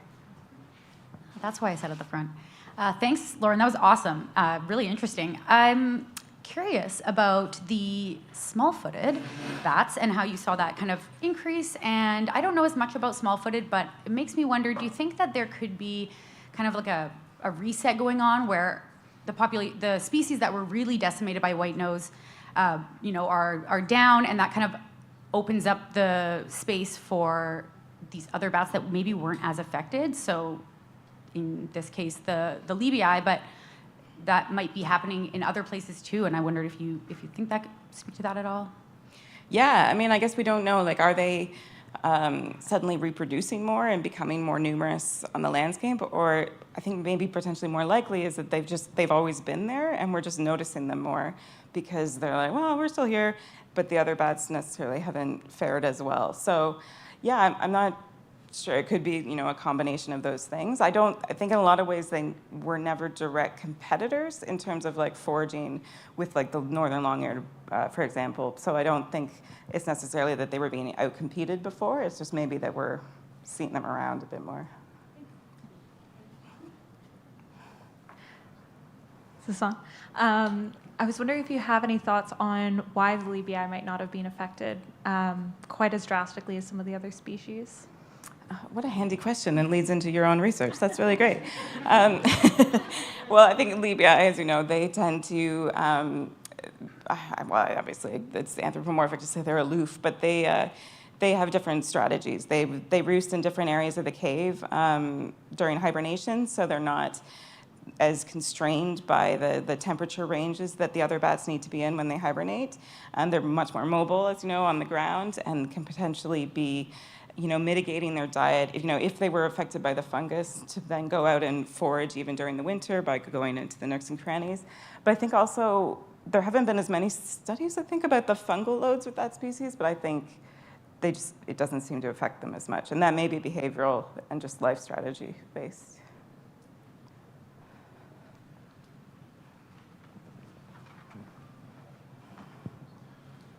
You said in the 60s it was like the data was gathered through like just hand capture. Do you think that had any major impacts on like the amount of bats captured? Like, do you think there would be, we'd see any major differences in the data if it was like, I guess, redone in the 60s using modern techniques? That's a really good question. And because part of me wonders, like, if he had harp traps, would his rates have been way higher than what we are seeing now? But I mean, at the same time, I'm always like, man, he got a lot of bats. Like, just like him going in and spending like 8 solid hours every night just going in and catching bats. So maybe that is a fact that there were just way more at that time, or he was just super skilled that he could go and do that. So yeah, it would be an interesting thing to know. Great presentation. Thank you so much. I was wondering if you think that the fact that we're seeing sort of a bit of recovery now would be justification to say that bats that survive after an exposure to PD are more likely to be resistant to PD in the future, and therefore that those bats might be of particular conservation value as they are showing evidence of having some resistance. I think definitely, because I think the bats that we have remaining, and especially in southern Ontario where it's been here for a while, those are the ones that are resistant or they've had it and recovered. So I think we really need to focus on those populations that are remaining and work, in maintaining their summer habitats or anything that can keep those populations going. Because bats have such slow recruitment that it's going to take a while for the populations to get back up to previous levels. So definitely important to help those guys. Great stuff. Curious if you're going to be doing any tagging and tracking to find roosts within the network for follow-up studies with these resilient bats. Well, so that actually then what I have been doing the last couple years, or it's been a few years now, but is tagging these bats at swarming sites and then using the MODIS network to see sort of how they're moving around, and also then tagging them at maternity sites to see where they're going to their swarming sites as well. Excellent. Thank you. Any other questions? Oh, Derek's got one.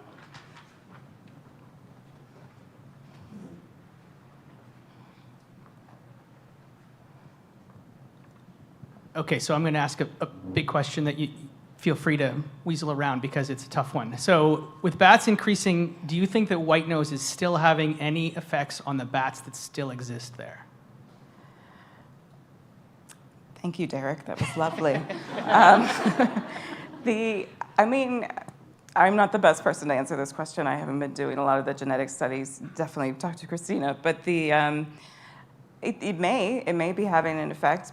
I think there's still, the fungus is still found on those bats each winter, but I don't know if you've noticed, the last couple summers, whenever we catch bats now, there's not even any scarring anymore on the wings of those bats. So it may just be that those bats that are remaining just doesn't affect them to the same extent.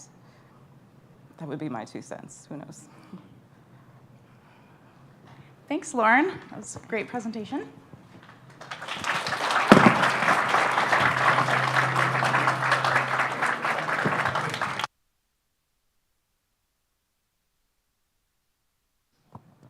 And next up, we have Val von Zuben. This one.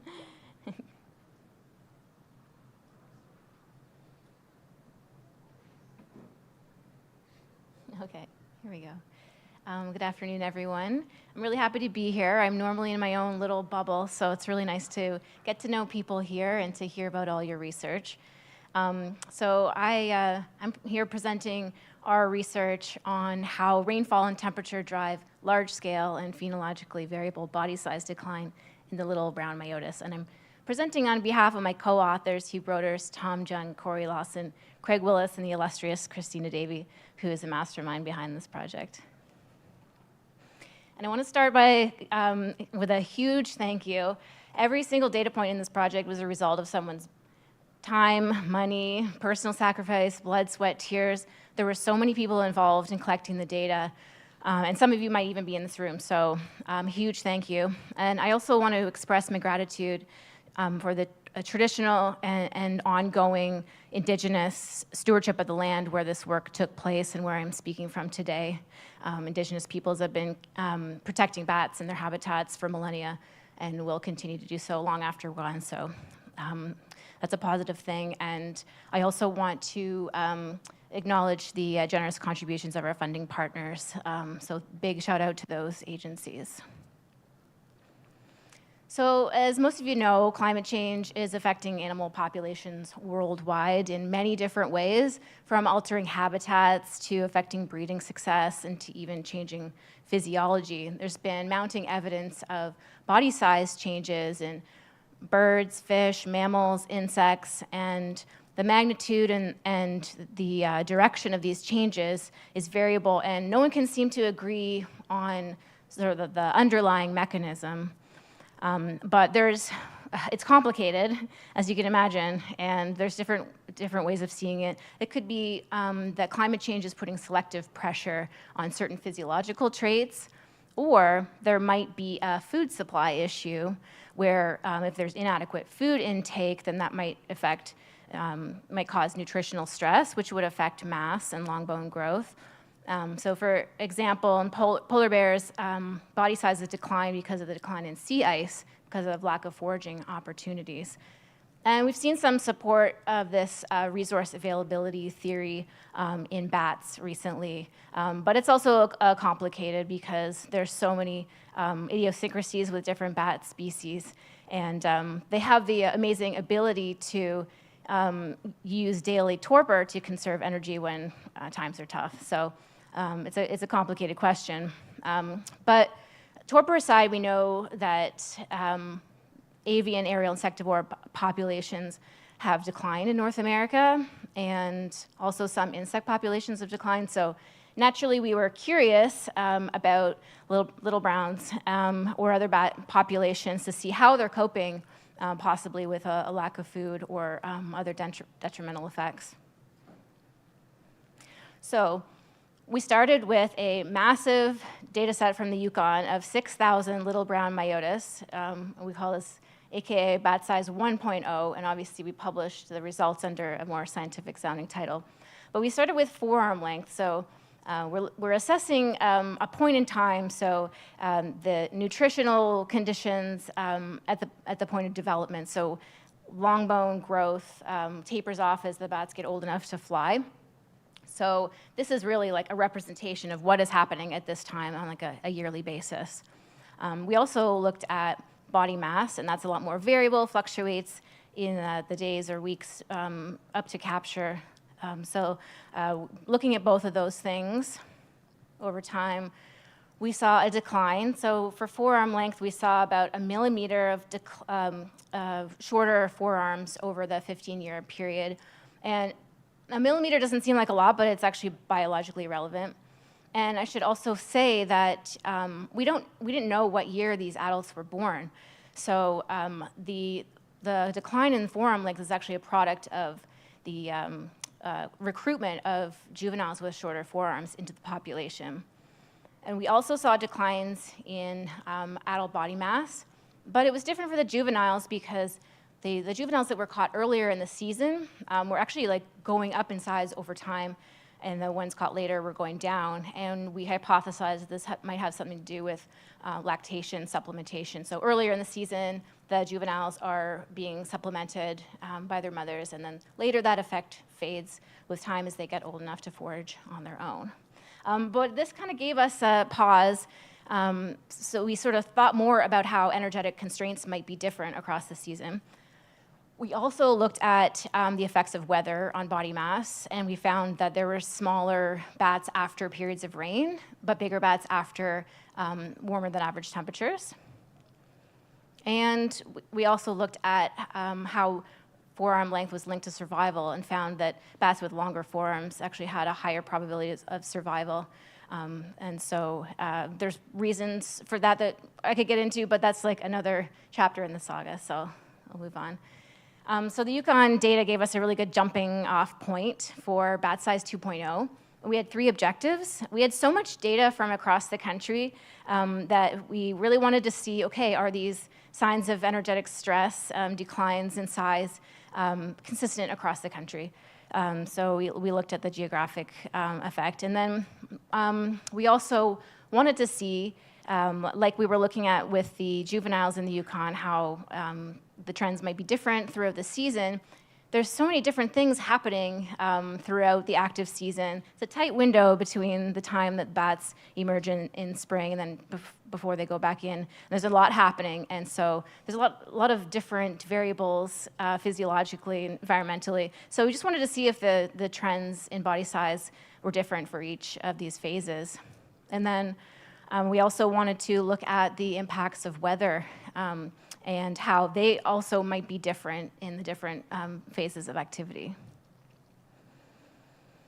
And so we followed roughly the same methods. So we used forearm length and body mass again. And this time we had 21,000 little brown myotis captures from across Canada. We added the Yukon back in, and we have Western Montane, which is interior BC, west of the Rockies, a little bit of Montana. Central Canada was southern Manitoba and northwestern Ontario. And then we have southern Maritimes and the Newfoundland region. And then this data was collected over study periods of 8 to 16 years, and this was all data collected pre-white nose syndrome. And then we brought back our weather variables again, so we had the proportion of rain days that each individual bat experienced up to capture between the beginning of the active season and the time they were captured, and then proportion of warmer than average days using the study period averages. And so we needed to define our periods of activity. We really needed a name for this because it's not necessarily, each activity is not necessarily reproductive. Most of them are, but so we call these phenophases because they're phases in a bat's phenology, and there's different things happening in each phase for each demographic group. So it's different for adult females, adult males, juveniles, as most of you know. And then we also combined our knowledge of the what we know about the demographic groups in the regions, and we really combine that with mass changes over the season. So we use the inflection points of where the average mass changed significantly, and then drew our boundaries that way. So we classified our different phenophases for adult females. We had emergence, gestation, lactation, early swarming, late swarming. For adult males, we had emergence, summer activity, or what I like to call, what are they even doing season, early swarming, late swarming as well. And then for juveniles, it was volancy, early swarming, and late swarming. And we did this for each of the regions. So I'm going to zoom out of phenology for a second and give you the big picture results, and then I'll zoom back in. So I'm going to go through this plot just a little bit. The points and the bars represent, points are like the rates of change in the forearm length. This is adult forearm length over time. That's the predictor variable is time in this case. So any of the bars and points below the dotted line means a decrease in forearm length over time. And so you can see it's a bit of a trend, a bit of a red flag. So there looks to be energetic stress across the country. And I should reiterate that we don't know when these adults were born, so this represents recruitment of smaller juveniles. And so that naturally led us to the next question, which is what is driving juvenile forearm length? And we did a little side analysis, and we found that on average, females in better body condition in the spring and in the previous late swarming season produced offspring that had longer forearms. So there was a connection there. And this was, a carryover effect. So if there's energetic stress happening in the emergence period and in the previous late swarming period, then that's going to have an effect on the juvenile's size. But sometimes we didn't have matching cohorts of adult females and juveniles because we just didn't have that kind of data. So we kind of used proxies, so what we might think is something that would reflect the conditions at the time. So we used year again, so just focusing in on the oval there. This is juvenile forearm length over time, and we have another negative energetic trend going on. And so it's not the greatest, year is not the greatest proxy. It doesn't really tell us like what exactly is going on in terms of the conditions at the time. It could be a number of things. But we have the weather during emergence that the adult females experienced. So we have total rain, total warm. And so I want to just focus in on the other oval, which is the Yukon. And that's showing us that actually the more warmer than average days led to actually shorter juvenile forearms. And of course, everything in ecology is complicated, and so we have interactions. So we have, in terms of the central Canada and Newfoundland patterns, we have an interaction between total rain and total warm. So the effect of rain on juvenile forearm length depends on the number of warmer than average days. Okay, so I'm going to jump into the patterns in body mass between the phenophases. And this is a complicated plot. There's a lot going on. I apologize. But if you just follow the thermometer icon, you can see that it is a negative effect of the higher proportion of warmer than average days for adult females during emergence and gestation, but then that effect actually fades and it's a bit more positive during early swarming. And I've included just a regression plot there just to show you to visualize the effect. And then for precipitation, if you follow the rain cloud, rain is negative in each of the phenophases across the season for adult males. But it's really negative for males in late swarming, and you can see that pattern there. So there's differences across the season. And then, of course, we have our old pal, the interaction. So we have interactions in lactation period and late swarming. And so you can see that if you look at the solid line in the regression and interaction plot there, you can see that there's a crossover. And so it really just depends. Is it warm and dry, or is it wet and cool? So complicated. And then we have these red flags, which are the actual yearly declines. And this is negative because of the time that this is happening, they're declining over time, but at the worst possible part of the season, so during emergence, during late swarming. And these are crucial times. As we know, if the adult females are not in good condition during these times, then that has carryover effects to the juveniles.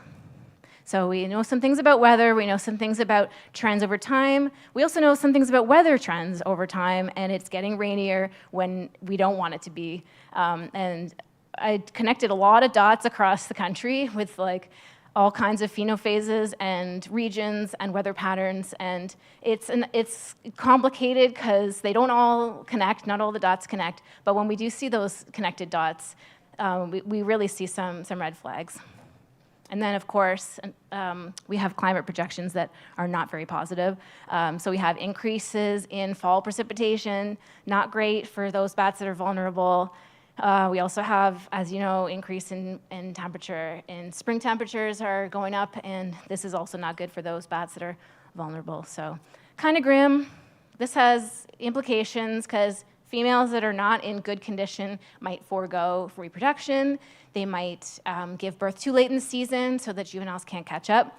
And we know from our Yukon study that bats with shorter forms had lower odds of survival, and also lighter bats were less likely to survive white nose syndrome. That's from other studies. So really not good for population viability, and we know that bats do not need this right now. But I want to give you some good news. There's lots of little bits of good news. Warmth can be good certain times of year. Late swarming, warmth is really good for males during lactation. Warm and wet is actually good, and things might be getting better in terms of climate projections that way. And we also have other species that, from other studies, that are actually getting larger with time, so that's a positive. And there's been range expansions, and if there's warmer temperatures, bats might give birth earlier in the year, so that might also be a positive. So at least I didn't end on a terrible, sour note.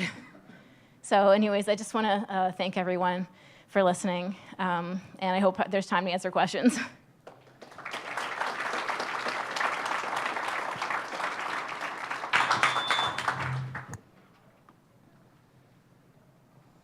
Get away from the speaker with the mic. Thanks, Val. That was really great. There's definitely time for questions.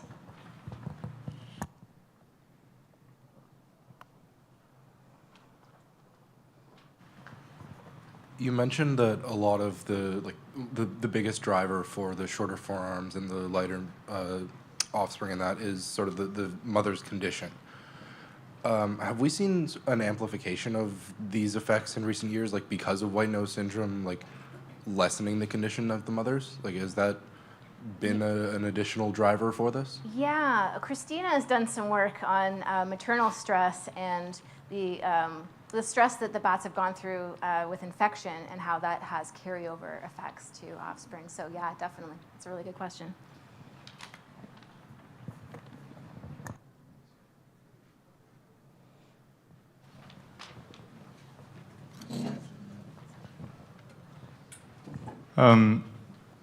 Because you're doing a lot of work with swarming, I was wondering if you had taken a look at how the swarming and like emerging from hibernaculate, if you had noticed like any extension of like the maternity like the time that they're not in the hibernacula. Sorry, my question was like half-baked when I said it. So I was wondering, like, in the extension of the season they have to forage, wouldn't that mean that they have more time to get more food and maybe grow more as well? Like, have you looked at the interaction between like that time period of growth that they are getting more than the mean now because of warming temperatures in areas? Yeah, so that's a good question. Yeah, there are obviously some benefits to a longer season. They can fatten up more, and in those adult males in the late swarming season, they do get some benefits from warming temperatures, presumably because they have longer periods of time to forage, and the weather is not as bad. But I mean, it's still rainy, but those times that they can get out might be more productive. More insects might be still active at that time. Do you think that applies to like the northern extent of the population, like say the little brown bats in the Yukon, because their farm size, you've said they were declining over time, but is there a way that you could account for extension of their non-hibernating season? Yeah, I think that like I haven't looked at sort of like the extent of activity. Like I know that different years they're out longer. But I would imagine some of those folks up north would be able to say, okay, like the season is actually extended. We keep seeing bats later and later in the season.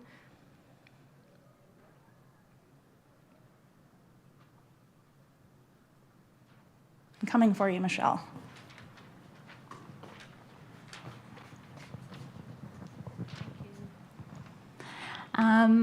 I was just wondering, with the negative impacts that you were talking about earlier and the changes over time with climate, do you think there's a certain threshold where the population might just move its location, where they can't really tolerate any more in their conditions, and they may just move geographically their hibernacular, their swarming site, or something like that? Yeah, that's a good question. Yeah, I don't know. I mean, some species I've seen range expansions, and they might be going different directions. They might be going changing altitude. There's so much we don't know, but yeah, I would imagine that there would be some changes in terms of like where they're going, but I really don't know.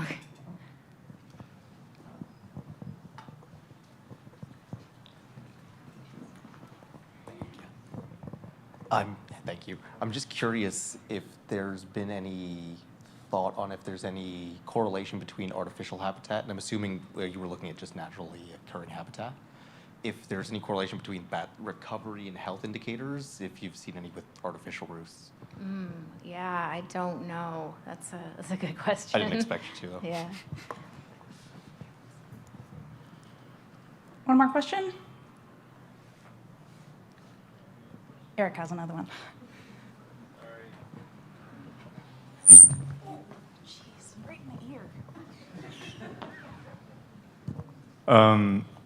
Because you had data from so many different places in Canada and northern US, I was wondering if you had looked into, just because of like the density of urbanization in a lot of those places are probably like widely different, how different habitat or like landscape compositions are impacting them. So if there was during the study period, large amounts of landscape change or alteration in that area near the study sites, maybe that could have contributed to energetic demands. Yeah, that absolutely. aren't like in other places. Yeah, that's a really good question. Like we have the weather issue, but we also have other things happening on the landscape. Landscapes are changing. We've got wildfire that could be affecting size, all kinds of different things, and the weather is just like one part of that puzzle.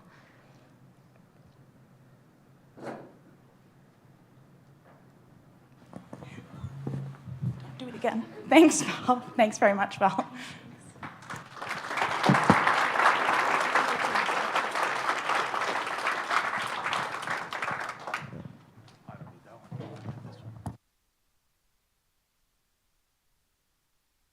This one's not on. Okay, we are.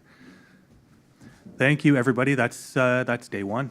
So everybody, yeah, congrats or thanks to all of the presenters. Let's have another round of applause for the presenters.